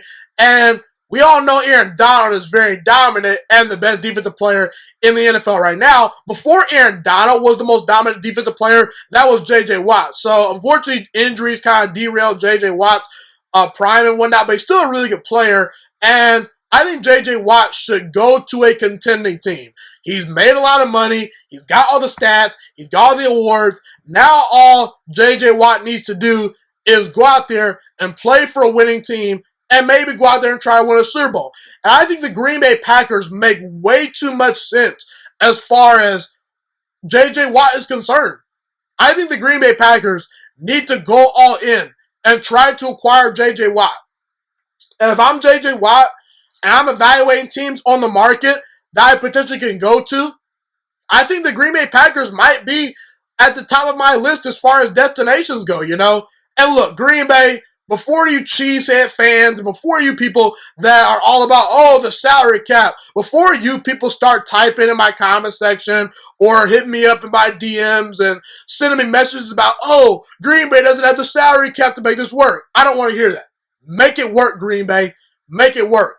You've seen the Saints, the Steelers, the Rams, even the Philadelphia Eagles have made big swings and taken a bunch of risks and spent money in free agency and have made trades, and they've even won big at times, okay? The Saints, they're in salary cap, you know what, this year, but you want to know what? It's been worth it. You want to know why? Because they gave Drew Brees every ample opportunity to go out there and try to win a second Super Bowl. The Pittsburgh Steelers, they're a team that doesn't have a whole lot of salary cap money right now. But guess what? They have a stacked roster. They still find ways to make moves. The LA Rams, they've been over the salary cap for years. They still can make a Matthew Stafford trade work. Green Bay, I'm pretty sure you can make a J.J. Watt deal happen. Green Bay, no more excuses. Make it happen. Now, why does this make sense? It makes sense for Green Bay's perspective because it fills a need. Green Bay needs about one or two more players on their defense to really complete that unit. And they really could use an interior and edge rushing presence to go along with Zadarius Smith and Kenny Clark on that defensive line. And I think that if J.J. Watt's on that defensive line with Kenny Clark, Rashawn Gary, Zadarius Smith, and Kenny Clark, that's one of the better defensive lines in the entire NFL. Not to mention J.J. Watt. He's from Wisconsin. He's played his college football at Wisconsin in the past. He went to the University of Wisconsin where he played football. He's a Wisconsin Badger. And look, this organization owes it to Aaron Rodgers. Now, we can talk about the fact that Aaron Rodgers and the Green Bay Packers didn't get it done this past year, but we also need to highlight the fact that Green Bay, in the offseason, they mortgaged their draft picks towards the future. And they did nothing in the offseason to improve the team in free agency. Okay, so guess what, Green Bay? You mortgaged for the future last offseason. This offseason should be all about going all in and trying to help a 37-year-old Aaron Rodgers who's done everything that you could possibly want for your franchise. It's all about going all in to win him a second Super Bowl. You owe it to Aaron Rodgers to make a move like this. Green Bay, spend some money. Get over your salary cap, fears, the cheesehead ways. Don't just go out there and be a team that's interested in J.J. Watt. No, make it happen. And by the way, if you do make it happen, this might be the move to take you over the top. If Green Bay doesn't make any other moves in free agency outside of this move right here, I believe their offseason is already a win because they're at least trying to go all in to win a Super Bowl. That's been Green Bay's biggest problem for years. They're too afraid to go out their way and go over the salary cap. They don't take big swings in free agency. They don't make a bunch of trades. They value their draft picks, and they've wasted away most of Aaron Rodgers' greatest seasons and most of his prime. You owe it to Aaron Rodgers. Go out there, pursue J.J. Watt. There's been reports that the Packers have interest in J.J. Watt, and there are reports that J.J. Watt is interested in the Packers. It makes too much sense. Green Bay, make this move happen. Yeah, if I'm J.J. Watt, I definitely want to go play for the green and gold. The Green Bay Packers, one of the most storied organizations in all football. I think J.J. Watt to the Green Bay Packers makes way too much sense. And if this move were to happen, this could be the move to potentially put Green Bay over the top as far as if they can win a Super Bowl for the second time in the Aaron Rodgers era. So, we all marvel at Tom Brady's 7 Super Bowl victories, but you know what I've been thinking? I don't think we marvel enough at the quarterbacks and the teams and the coaches that actually knocked off Tom Brady in the playoffs. Meaning, we don't talk about the Peyton Mannings and the Eli Mannings and the Nick Foles of the world enough. And I want to talk about Eli Manning today. Eli Manning, to me, is a first ballot Hall of Famer. And, what is Eli Manning's legacy? Eli Manning's legacy to me is he's one of the best playoff quarterbacks in history. If we're just strictly talking about the NFL playoffs, outside of Tom Brady and Joe Montana, there aren't too many playoff quarterbacks that have played at a higher level than Eli Manning, point blank, period. Eli Manning's a 2-time Super Bowl champion, one of only 5 players in NFL history to have 2 Super Bowl MVPs. We know what he did to Tom Brady and those Patriots teams in the Super Bowl, beating those 2 teams, knocking them off. And, everyone gets enamored with Phillip Rivers and his stats and Matt Ryan and his stats. And you know what I care about? I don't care about those stats, okay? You know what I care about? I care about what you do in big games. I care about your big-time accomplishments. And look, Phillip Rivers, Matt Ryan, quarterbacks like that, they've had very, very good careers. But you know what those guys are deep down? They're front runners. That's really what they are, okay? Now, look, I'm in the process of getting my education at the University of Toledo, a very good college that I enjoy being at right now, okay? I'm actually in my dorm room right now, okay, But here's the thing. What I've come to notice as far as, students in college and high school and grade school, really there's 3 types of students that I've recognized throughout my time being in school, There are ones that do well on everything virtually. There are students that do well in the homework but fail the test. And then there are some out there that maybe don't do as well in the homework, but they ace the test, And when I look at Eli Manning falls into that last category. Eli Manning, for the most part, aces his test. In the playoffs, the biggest test of them all. The guy's 8-4. He's won 66% of his games. He's beaten Brett Favre in the playoffs. He's beaten Matt Ryan in the playoffs. He's beaten Tony Romo in the playoffs. He's beaten Aaron Rodgers in the playoffs. He beat a really good 49ers team in the playoffs a couple of years ago. And he's beaten Tom Brady twice. He's beaten a lot of great teams and a lot of good to great Hall of Fame quarterbacks and quarterbacks that might get Hall of Fame votes. But in the regular season, the homework aspect of things, Eli Manning at times struggles, He's 500 for his career in the regular season. He's got 114 wins and 114 losses for his career in the regular season, And his pass rating is just okay. And the one thing about Eli Manning is this. We know that for the most part throughout his prime, he's been a top 10 quarterback, but he's never been a consensus top 5 quarterback consistently, in his prime at least. But see, when we evaluate these students out there, and in this case, when we evaluate Eli Manning, I think it's appropriate to come up with reasons as to why these students might somewhat be struggling, with their homework, or why they might be mediocre in that aspect. Why is Eli Manning not the greatest regular season quarterback? Well, let's take into account the fact that Eli Manning, throughout most of his career, played with not great offensive lines. For the most part, didn't have much of a run game. Outside of Plexico Burress and maybe Victor Cruz, and outside of Odell Beckham Jr., who Eli Manning received when he was pretty much past his prime, you name me the wide receivers that Eli Manning has had that are game changers, not to mention the guy played in windy MetLife Stadium for most of his career.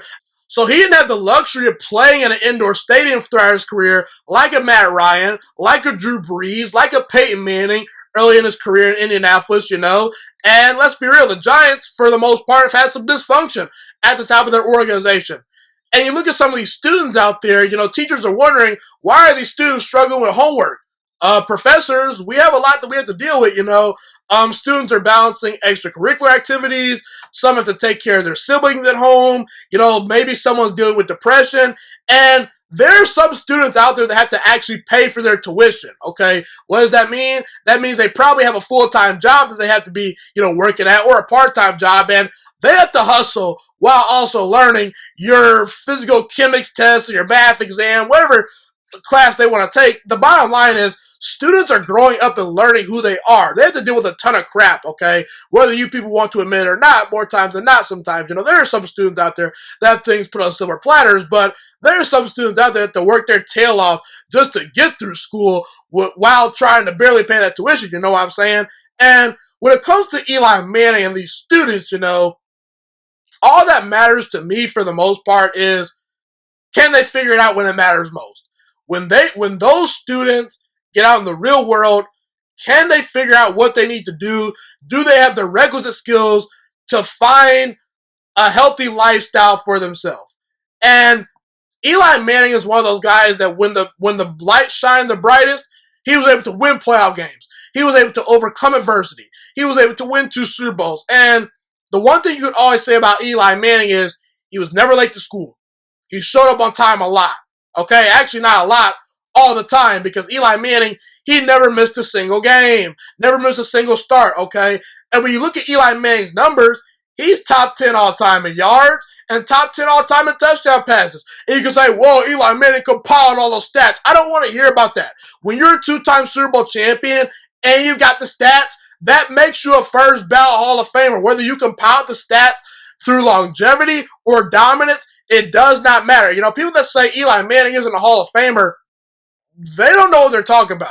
Anytime you're top 10 in yards, top 10 in touchdowns, top 10 in completions, not to mention you're a 2-time Super Bowl champion and you're a 2-time Super Bowl MVP, that's a Hall of Famer. And if that's not a Hall of Famer, I don't know what it is. Folks, I don't care about Phillip Rivers and his stats. For the most part, he was a front runner that could not win big games when it mattered most in the playoffs. Same thing with Matt Ryan. Matt Ryan had one great MVP season, and people think that he was nice, okay? I'm sorry, but Matt Ryan, he's a really good quarterback, just like Phillip Rivers, who's a really good quarterback, but they're not Hall of Famers. I'm sorry. They're just front runners that are below 500 in the playoffs and could not get done when it matters most, okay? They're below 500 in the playoffs. And those guys were not top 5 quarterbacks in their prime either, okay? And the one thing you could say about Eli Manning is the guy was durable. He was a great leader. He put up great numbers at times through his longevity. He's a postseason legend. And he's the second best quarterback from his draft class. Remember that stacked draft class in the 2004 draft with Ben Roethlisberger, Eli Manning, and Phillip Rivers? I'll give the edge to Ben Roethlisberger as far as who's the best quarterback from that draft class, just because when Ben Roethlisberger was at his best, he was a top 5 quarterback of his era.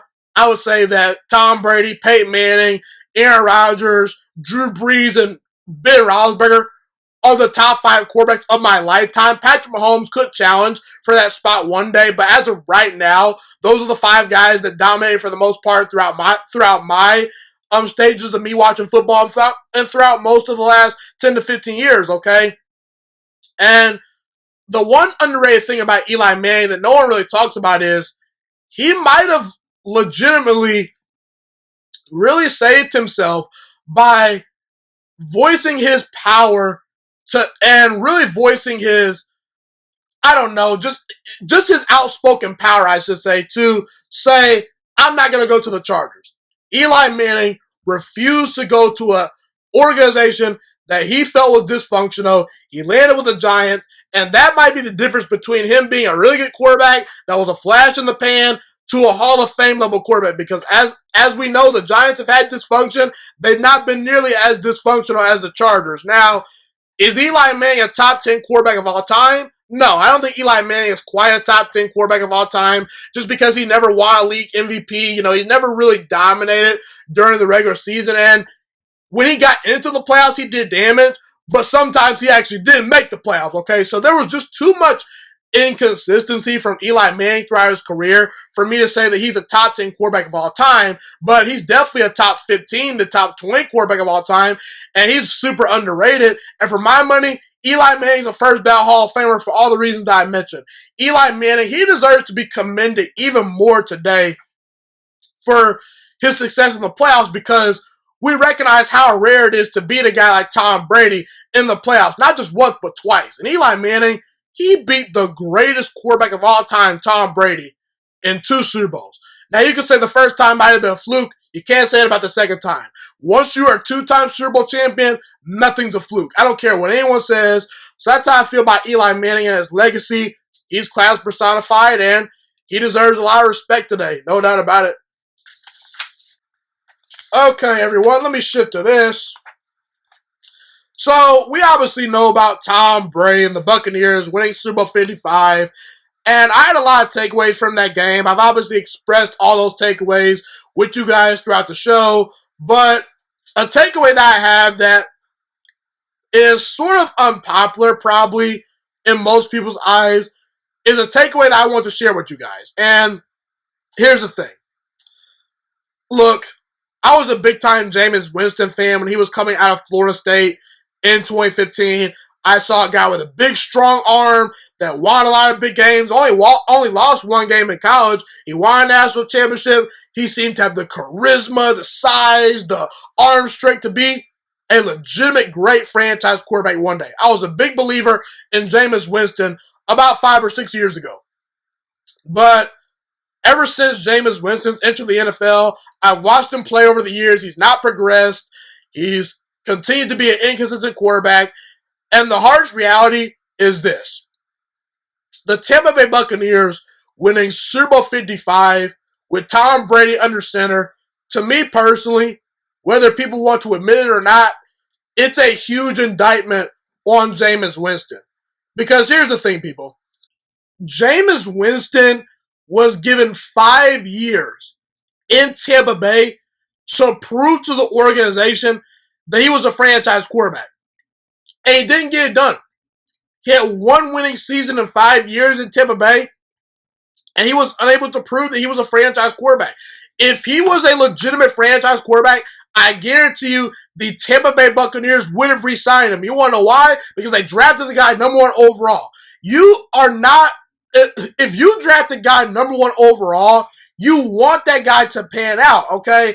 And we saw 5 years of highlight reels, but we also saw 5 years of terrible interceptions, bad turnovers, hit and miss accuracy, and Jameis Winston was way too inconsistent, and everyone made so many excuses for Jameis Winston. They said, it's the offensive line, it's the receivers, it's the defense, it's the coaching, and here's the reality, people. Tom Brady just won the Super Bowl with the roster that Jameis Winston, for the most part, struggled with, okay? Tom Brady just won a Super Bowl with a lot of the same pieces that Jameis Winston underachieved with. Now, I understand the organization went out, they drafted Tristan Wirfs, they drafted Antoine Winfield, they acquired Rob Gronkowski, they acquired Antonio Brown. I get all that. It's not the exact same team. This team is an upgraded version of what was presented on the field last year. But when you look at what Jameis Winston had in Tampa Bay, he still had Mike Evans, one of the best wide receivers in all of football. You still had Chris Godwin, one of the best wide receivers in all of football. You still had O.J. Howard and Cameron Brate as your tight ends. You still had Ronald Jones. And every single player except Antoine Winfield was on that defense for Jameis Winston last year that was on the defense for Tom Brady this year, okay? And Bruce Arians was also there last year, so the excuse is that, Jameis Winston was in his first year with a new system. That's why he threw 30 interceptions. No, folks, can we stop the excuses? Keep this in mind.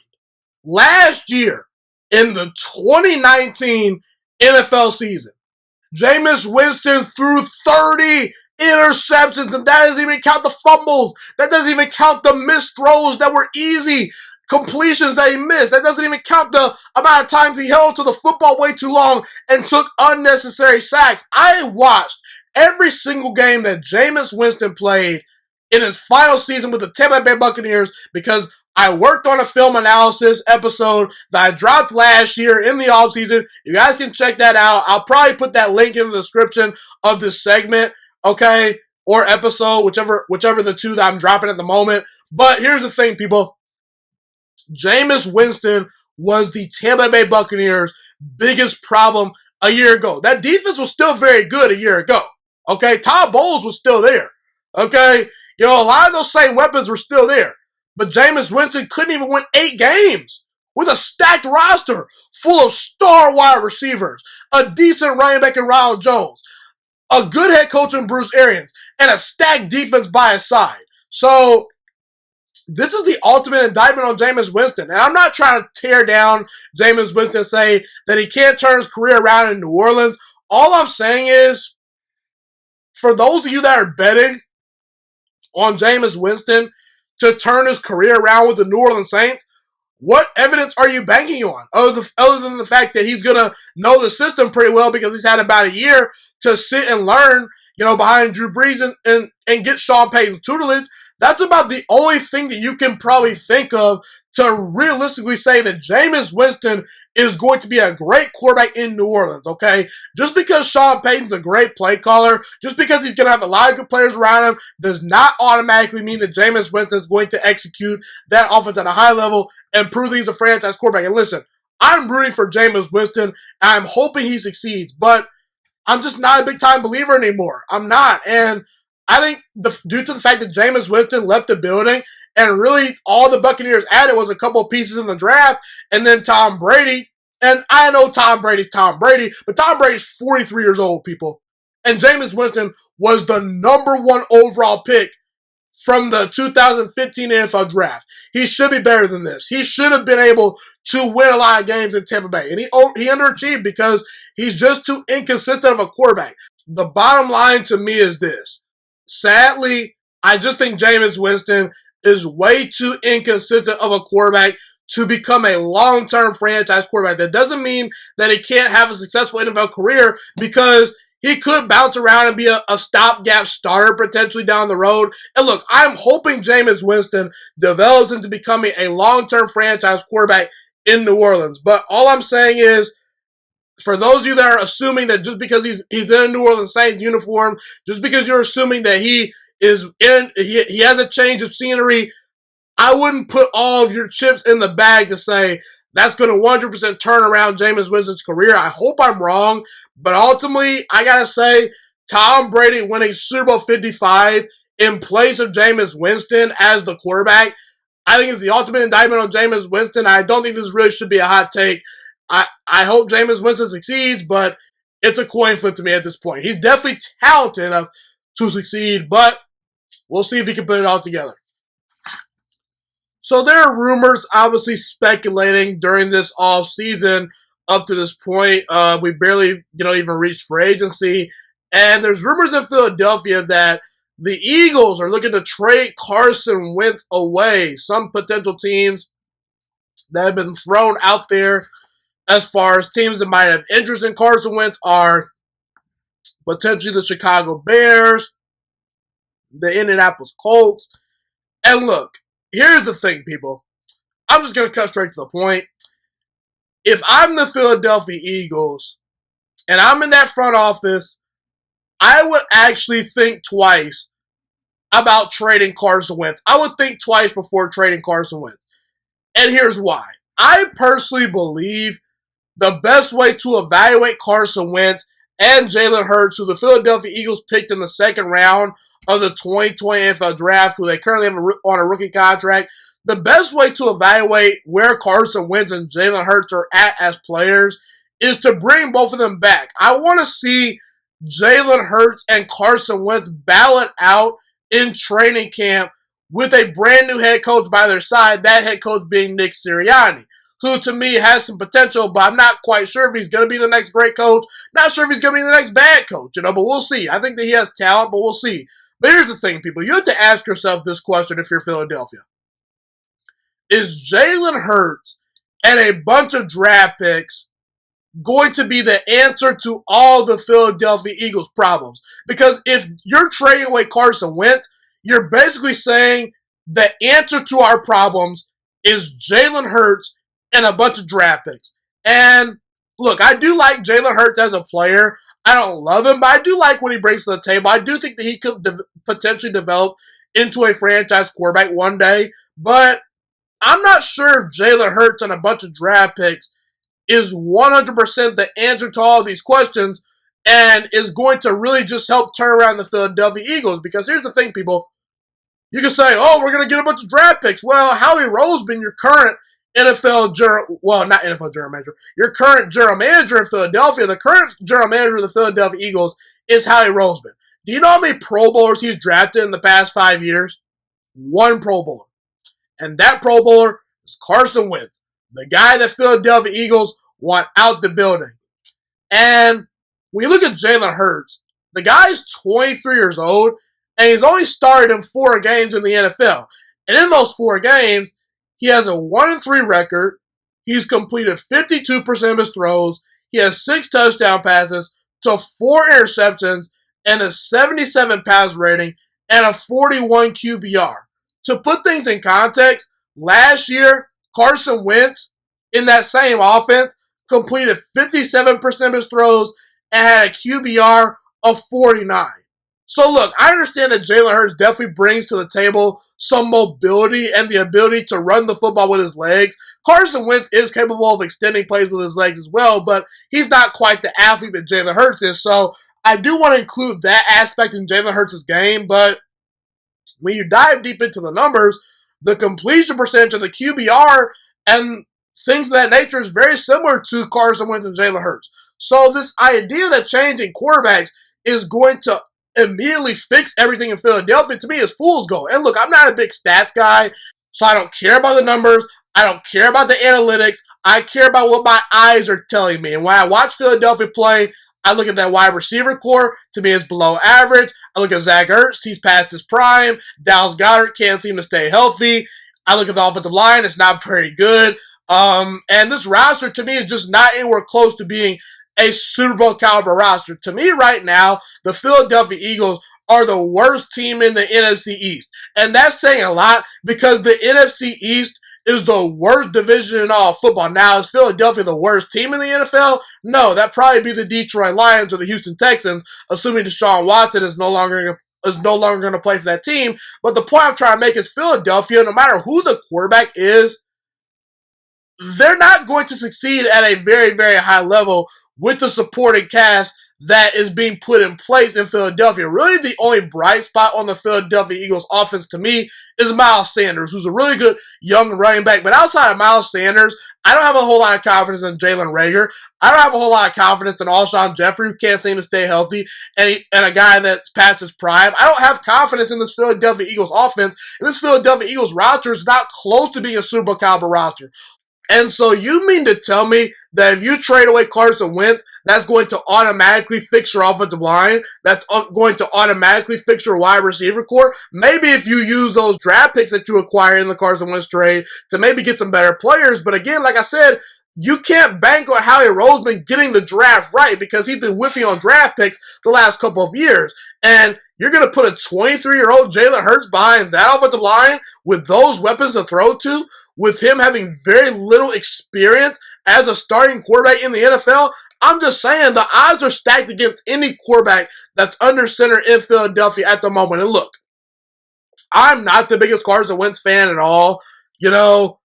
I don't root against any player. I never have. People can say that I do, but those are just trolls that don't know what they're talking about. They don't know my heart. They don't know my intentions. I root for every player to succeed. So when I say I'm not a Carson Wentz fan, what I mean by that is I'm not a guy that endorses his talent like some other people out there. I'm not super duper high on Carson Wentz being this great franchise quarterback that can lead my team to a Super Bowl. That's what I mean when I say I'm not a Carson Wentz fan. So to be clear, I'm not the biggest Carson Wentz fan. Philadelphia Eagles fans, before the season started, they were talking greasy. They were saying, Carson Wentz, he's close to being an elite quarterback. And I told them, no, he's way too inconsistent to be considered an elite quarterback. I felt that Carson Wentz was a tad bit overrated heading into the 2020 season. And Carson Wentz this past year was god-awful. He was god-awful. He only threw 16 touchdowns to 15 interceptions, which is an abysmal touchdown to interception ratio, if we're being quite honest, especially for a guy that's getting paid the amount of money that Carson Wentz is getting paid to perform at a high level. Okay, and Carson Wentz got benched in Week 13 versus the Green Bay Packers. He didn't even finish the full season as the Philadelphia Eagles full-time starter. I actually agreed with the move when Philadelphia went to Jalen Hurts in favor of Carson Wentz. So look, I'm not the biggest Carson Wentz fan. He displayed, in my opinion, poor leadership when being benched. But here's the thing. I think that you kind of have to give Carson Wentz the benefit of the doubt only from this standpoint. The Philadelphia Eagles roster is not very good, and we've seen Carson Wentz play at an MVP level in the past, okay? Even last year, you look at Carson Wentz. He completed 64% of his passes, threw for 4,000 yards, 27 touchdown passes to 7 interceptions, and he led his team to the playoffs. And let's not forget in 2017, before he got injured, he was on pace to win the NFL MVP award that season. So, look, I've never been that high on Carson Wentz to begin with, but I don't think all that natural talent goes away just right out of nowhere, okay? I could definitely see Carson Wentz with the right coaching, with the right support around him, bouncing back and having a solid career from this point going forward and having a bounce back season. But at the end of the day, the only way we can find out about that is if you bring Carson Wentz back and actually make it a real quarterback battle. Let Carson Wentz and Jalen Hurts battle it out, and let's see who's the actual real tough guy. Let's see if Jalen Hurts can beat out Carson Wentz. Let's see if Carson Wentz can beat out Jalen Hurts, okay? Because is it a gamble to bring Carson Wentz back? Yes, but at the same time, not really, because that's a very safe gamble to me. I mean, if you bring Carson Wentz back and he stinks, all you need to do is just pretty much play Jalen Hurts and call it a day and maybe trade Carson Wentz after that. What you don't want to happen is this. Carson Wentz, he goes to another team, like maybe Indianapolis, like maybe Chicago, and then he starts to dominate. And then Jalen Hurts, you're stuck with him, and he's struggling. You got a terrible offensive line with a head coach that might be incompetent and with not a great roster. That's what you don't want to happen. So, Philadelphia, in order to avoid Carson Wentz showing up your organization and balling out somewhere else, in order to ensure that Carson Wentz is the guy or that Jalen Hurts is the guy, bring both of them back and let them battle it out. I don't think you should trade Carson Wentz yet, okay? I think that you need to answer all the questions at the quarterback position this year by allowing both guys to go out there and compete and let the best man win. And that should be the direction the Philadelphia Eagles go in going forward. I would think twice about trading Carson Wentz if I'm the Philadelphia Eagles. So, I now want to give Bruce Arians a lot of credit right here, because here's the thing that I have to admire about Tom Brady and the Tampa Bay Buccaneers winning a Super Bowl this year. Let's talk about how Tom Brady and Bruce Arians, kind of fit in and how they made things work, When it boils down to things, Bruce Arians and Tom Brady are an odd fit, because Tom Brady, the way he plays the game of football, he's all about being precise. He pays great attention to detail. He's all about stealing yards underneath, all about those easy completions. He's more of a dink and dunk quarterback, and he'll take his shots down the field, but he likes to take calculated shots down the field. Meanwhile, Bruce Arians, boy oh boy, is he no risk it, no biscuit. He wants to take shots down the field. He's all about taking risks. And what Bruce Arians believes he rolls out is what he believes is going to work 100%, no doubt about it. Bruce Arians, to a certain degree, is stubborn to a fault. And that's honestly sort of how Bruce Arians is by nature. And I'm really not going to knock the guy for it, because you would think that Bruce Arians is sort of cocky because, well, he's an NFL head coach, so whatever he's done to get to this point has gotten him this far. So if you're Bruce Arians, you're thinking to yourself, I've gotten this far with what I've done. Why should I change for the better? Okay? And everyone talks about how if you get two people that do the same thing very well and you combine them together, they become lethal. And in certain instances, you're right.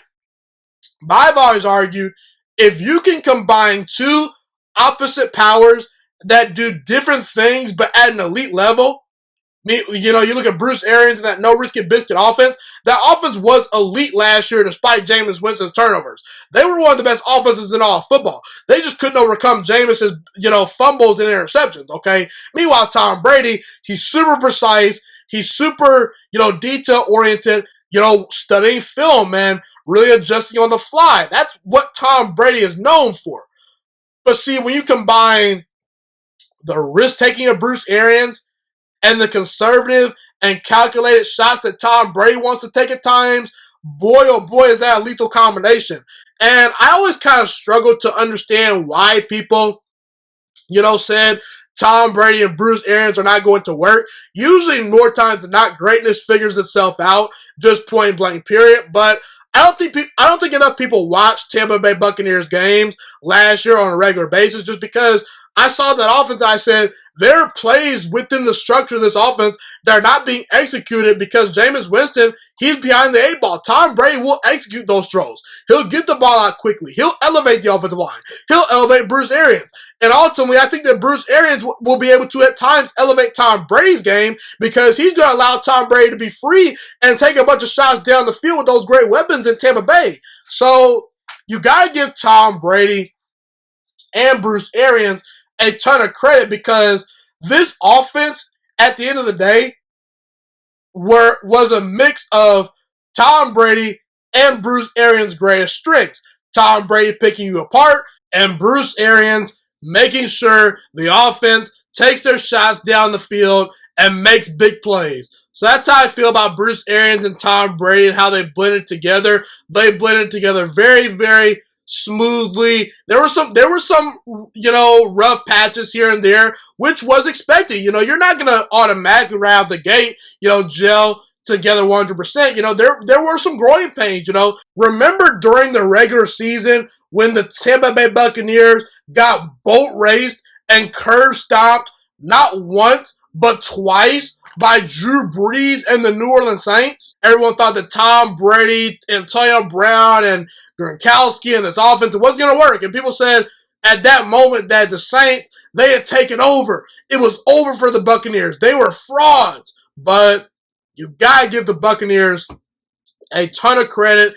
After their bye week, they really stepped things up, and they were a different team out that bye week. And Tom Brady, along with Bruce Arians, deserves a ton of credit for allowing this team to become Super Bowl champions. And all the hard work paid off, no doubt about it, like I said.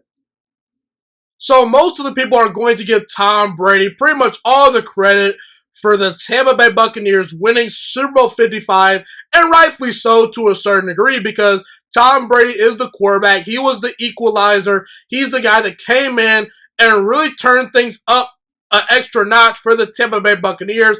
He was an instant upgrade over Jameis Winston. Some people out there thought that Jameis Winston should have returned to the Buccaneers. I wholeheartedly disagree with those people. I used to be a big-time Jameis Winston fan, but not really anymore, just due to the fact that I think that he's been a massive disappointment in the NFL. But look, we know that Tom Brady is going to get most of the credit because he's the quarterback. But I want to take this moment to say, despite Tom Brady's greatness, don't let this distract you from the fact that this Tampa Bay Buccaneers team that just won Super Bowl 55 is one of the greatest teams and most talented teams ever assembled, okay? A big reason why I picked the Tampa Bay Buccaneers to win this game over the Kansas City Chiefs when I made my Super Bowl prediction roughly a couple of days ago before the game actually officially got underway. And a big reason why I picked the Buccaneers all the way back in September before the season started to win Super Bowl 55 is because I looked at this team and I said there's more to this team than just Tom Brady. See, more times than not, when fans and when analysts look at a team, they just look at the quarterback. They say, this team has Aaron Rodgers, this team has Deshaun Watson, Russell Wilson. But what I tend to do is I tend to just look at, okay, obviously I need a good quarterback that can elevate under pressure when it matters most. But what about the wide receiver core? What about the offensive line? What about the defense? What about the coaching staff? And when you take into account the Buccaneers wide receiver core, their offensive line, their defense, their coaching staff, and their quarterback Tom Brady, they're top 5 at all those positions in the NFL. They have a top 5 quarterback in Tom Brady. Right now today, my top 5 quarterbacks in no particular order would probably be Patrick Mahomes, Aaron Rodgers, Tom Brady, Deshaun Watson, and Russell Wilson. And you look at the defense. This defense is an elite unit, people. They're a top 5 defense. This offensive line is really, really good. This wide receiver core is absolutely stacked. It's arguably the best wide receiver core in the entire NFL. And the one thing that Tampa Bay did better than anyone this year was they protected Tom Brady and they made life uncomfortable for the opposing quarterback. The best way to improve your team in the NFL is to figure out, how can I protect my quarterback and get the most out of him? And how can I affect the other quarterback? That's what Tampa Bay did better than anyone else. And I look at this Buccaneers team, and I think this is one of the most talented rosters of all time. You look at Tom Brady, Hall of Fame quarterback, Rob Gronkowski, greatest tight end of all time, at least the most impactful tight end of all time from a value standpoint. You look at Antonio Brown, Hall of Fame wide receiver to me. Mike Evans, he's on track to become a Hall of Fame wide receiver. You look at Chris Godwin, a top 10 wide receiver, arguably in the entire NFL. He might be that good right now, okay? You look at Tristan Wirfs, he only allowed 1 sack all year. He was a first-round pick out of Iowa and instantly came in and changed the offensive line. He has a chance to become an all-pro level player for years to come. You look at the defense, the linebackers, Levante David, Devin White. That's the best linebacker duo in the entire NFL. And as far as I'm concerned, Devin White is the best player from the 2019 NFL draft class. Yes, he's better than Kyler Murray. Yes, he's better than Nick Bosa. Yes, he's better than Quinn Williams. To me, he's the best player from that draft. You look at the Ndamukong Suh and Vita Vea. That's an elite defensive tackle duo. You look at JPP and Shaq Barrett. Those guys are monsters. And Antoine Winfield Jr., the rookie safety that they drafted in the second round, he has a chance to be an all-pro level player for many years to come. So I look at this Buccaneers team and I said, folks, what were you missing? Why did you pick the Chiefs to win? Why did you pick all the other teams to win the Super Bowl outside of Tampa Bay? To me, when Tom Brady made his decision to go to Tampa Bay, it was obvious to me because this team is so talented. And I quickly wanted to give a shout out to Bruce Arians and his coaching staff. You look at Byron Leftwich, the offensive coordinator. You look at Todd Bowles, the defensive coordinator. They did a tremendous job all year of really helping out that coaching staff. This coaching staff has a lot of diversity between African Americans and actual females as far as, being on this coaching staff. This coaching staff is a lot different than your traditional NFL coaching staff. And I'm not trying to say that you should follow the blueprint and say, okay, you need to go out there and hire black coaches. You need to go out there and hire, women to be on your coaching staff just because Tampa Bay has it on their staff. I'm not saying that. All I'm saying is, don't be afraid to embrace diversity.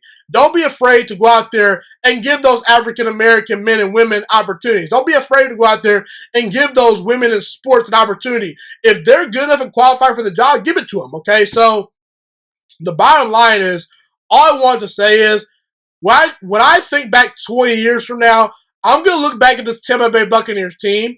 I'm going to say, this is one of the most talented teams ever assembled. That's how I feel because I don't think people realize how many potential Hall of Famers are on this Tampa Bay Buccaneers roster. I actually tweeted out during the game. I'll read you guys the tweet, and depending on how it looks on the screen, I might put it on the screen for you guys. But I said, list of players on Buccaneers Super Bowl 55 roster that could make the Hall of Fame one day. I said that includes Tom Brady, Levante David, Rob Gronkowski, Devin White, Mike Evans, Antonio Brown, LaShawn McCoy, Ndamukong Suh, Antoine Winfield Jr., Jason Pierre-Paul, and Tristan Wirfs. And I also said there's a few others, but this team is stacked. And yes, this team is 100% without a doubt super duper stacked through the roof. This is one of the most talented teams ever assembled to me, and I gotta give this supporting cast a lot of props. Everyone wants to give Tom Brady all the credit, and he deserves a ton of credit, but I also want to give his supporting cast the appropriate credit that they deserve as well. So, I have one final topic to talk about on the show today. I want to address the Pittsburgh Steelers. So, in 2020, this past year, obviously, I was wrong about the Pittsburgh Steelers. I thought the Pittsburgh Steelers were going to be an 8-8 football team. I thought they were not going to be very good. I did not believe in Ben Roethlisberger coming off a serious injury, and I was flat out totally wrong. The Pittsburgh Steelers proved me wrong. They made the playoffs. They had a great season. They won 11 games. You know, heading into an NFL season, there are certain teams out there that you know are probably not going to suck. Those teams include probably the 49ers, probably the Green Bay Packers, probably the Baltimore Ravens. I put the Pittsburgh Steelers in that category. Meanwhile, you got teams like the Jets, you know, teams like the Jaguars, even Washington a couple of years ago, you know, where you said those teams are probably going to be picking in the top 5. That's just how things work. But Pittsburgh, they're a relevant franchise, and they're a franchise you probably should bet on at least being relevant for the most part during a season. And it's pretty clear to me that I doubted the Pittsburgh Steelers, and also it's pretty clear to me that the clear-cut, most well-run and stable organization in all of football is the Pittsburgh Steelers. At least I feel that way heading into the 2020 NFL season, okay? People could say, what about the New England Patriots? The Patriots just lost Tom Brady. They fell off a cliff, okay? Well, maybe not off a cliff, but they were an irrelevant team this year without Tom Brady. If Bill Belichick and Tom Brady don't somehow find their way to New England, is New England even a relevant franchise? I don't think so. You look at Kansas City. Oh, the Kansas City Chiefs, they've been to the Super Bowl the past 2 seasons. Okay, that's fine. But 10 years ago, the Kansas City Chiefs were a laughingstock. Here's why the Pittsburgh Steelers, to me, are the most well-run organization. We could forget about the fact that they've won the most Super Bowls in NFL history, tied with the Patriots for most Super Bowl wins in NFL history. We could talk about the 8 Super Bowl appearances for the Pittsburgh Steelers as a franchise. But in the last 20 years, you know how many losing seasons the Pittsburgh Steelers have had? 1. They've had 1 losing season in 19 years. Well, in the last 20 years, I should say. You know what that tells me? That tells me they are a stable, well-run organization. They draft well. They develop players really well. They re-sign those players. They don't just let them go. They actually keep the guys home, you know. They make trades. They take risks, you know.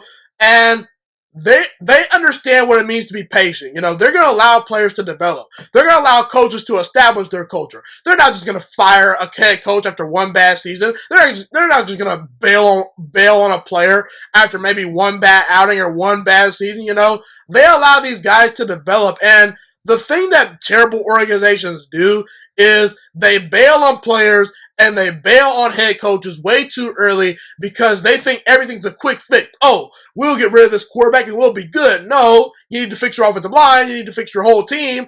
And you need to build an infrastructure. You need to build a culture. Oh, let's get rid of this head coach. Bringing in the next guy might be worse. I mean, we could take Ben Roethlisberger for an example. Ben Roethlisberger was a super duper raw quarterback coming out of college. A lot of people had questions about his maturity, but what did Pittsburgh allow him to do? They allowed Big Ben Roethlisberger to develop properly. They built a great offensive line, a great defense, a great wide receiver core around him. And what do you know? Ben Roethlisberger, he becomes, I believe, one of the youngest players in NFL history to win a Super Bowl because he was given a great roster and a chance to develop. And by the way, the Pittsburgh Steelers recently picked up Dwayne Haskins. He's a wild card. It's definitely a coin flip whether or not he'll even become a solid starter one day. But I won't be shocked if Dwayne Haskins turns his career around with the Pittsburgh Steelers because he's going from dysfunctional Washington to well-run Pittsburgh where he's going to get a chance to develop properly. They're going to put offensive line around him. They're going to put a good coaching staff around him. They're going to put a great culture around him. He's going to be infringed in great football, you know what I'm saying? Dwayne Haskins will have a fair shake in Pittsburgh, and I think that he has a chance to really turn around his career in Pittsburgh. The bottom line is the Pittsburgh Steelers, they're a well-run, established franchise, and I think their track record speaks for it, And they're not one of those teams that's fallen off since the last time they've been a dynasty. The Dallas Cowboys were a dynasty for a stretch in the 80s, and they've fallen off ever since and have not been constantly in the Super Bowl picture. The Pittsburgh Steelers, ever since the Terry Bradshaw days, they've been in the Super Bowl conversation for a good amount of time, They're still a relevant franchise, and people can say, oh, the Pittsburgh Steelers led by Mike Tomlin are noisy. Folks, there's noise and smoke within every organization. The Seattle Seahawks, Pete Carroll and Russell Wilson sometimes don't get along, okay? Russell Wilson just literally called out his entire offensive line and his entire organization. That's noise to me, is it not? Why are we not talking about Russell Wilson more? We could talk about the Green Bay Packers. Oh, Green Bay, they're a quiet place. No, they're not. They've had rumors about Aaron Rodgers ever since the guy's been drafted. It's always been something about Aaron Rodgers, Aaron Rodgers, he's a bad leader, which is, in my opinion, a really overblown narrative. I think Aaron Rodgers is actually a very good leader, but talking about Aaron Rodgers' leadership, Mike McCarthy, he doesn't seem to be gelling with Aaron Rodgers. Even now, people are saying the Packers don't believe in Aaron Rodgers because they drafted Jordan Love. Aaron Rodgers is the problem. There's a lot of things that go on in Green Bay that no one talks about. Even in New England, when Jimmy Garoppolo was drafted, there was smoke between Bill Belichick and Tom Brady that was talked about on sports shows daily, okay? They were talking about, man, Tom Brady and Bill Belichick, are they going to get along? So I can let the Pittsburgh Steelers slide a little bit if there's a little bit of quote-unquote noise because Mike Tomlin has to deal with erratic players like Antonio Brown and Ben Roethlisberger who are super-duper talented Hall of Fame level players, but they come with a little bit of drama. So that's how I feel about the Pittsburgh Steelers, people. They're a well-run class organization. You know what you're going to get. If you're drafted by the Pittsburgh Steelers, you know you're going to a well-run, stable organization, and you have a chance to succeed if you show up every day and you do your thing. Same thing with coaches. If you bring bright ideas and you come with your best stuff and you show up to work and things of that nature, the Pittsburgh Steelers will give you an opportunity to be great. They get stuff done. They are the definition of a Super Bowl caliber organization. Kevin Colbert, their general manager, he's done a phenomenal job the past couple of years, and he's really good. And the Pittsburgh Steelers, to me, at least for my money, are the most well-run organization in all football. They're very stable, no doubt about it. Well, everyone, that's pretty much all I have today. Thank you so much for tuning into the show today. Have a God-bless day. Stay safe, and I'm Ghost. Thank you so much for watching this video today. Please also note that the Juice Alert Sports Podcast is not just a YouTube channel. It is available on all podcasting platforms, including Spotify, Google Podcasts, iTunes, and Apple Podcasts. Also, if you enjoyed this video, be sure to like, comment, subscribe, and share this content with all your friends. This podcast is my favorite thing in the entire world right now. It is my passion. I want more people to listen to this podcast. I really want this podcast to grow. Also, a fun fact about me is that I want to go into the sports broadcasting and media world once I graduate from the University of Toledo, a college in Northern Ohio. I am looking to become one of the next great sports broadcasters and analysts out in the world. And I potentially would like to start my own network if this podcast really truly grows. Or if I fall short of that goal, I would love to work for a big-time network like ESPN or Fox Sports 1. I am open to all networks. So if you believe in my dreams and you see or hear my passion through the screen, be sure to tell all your friends about the Juice Alert Sports Podcast. Stay motivated, you guys. Have a God bless day, and I'm out.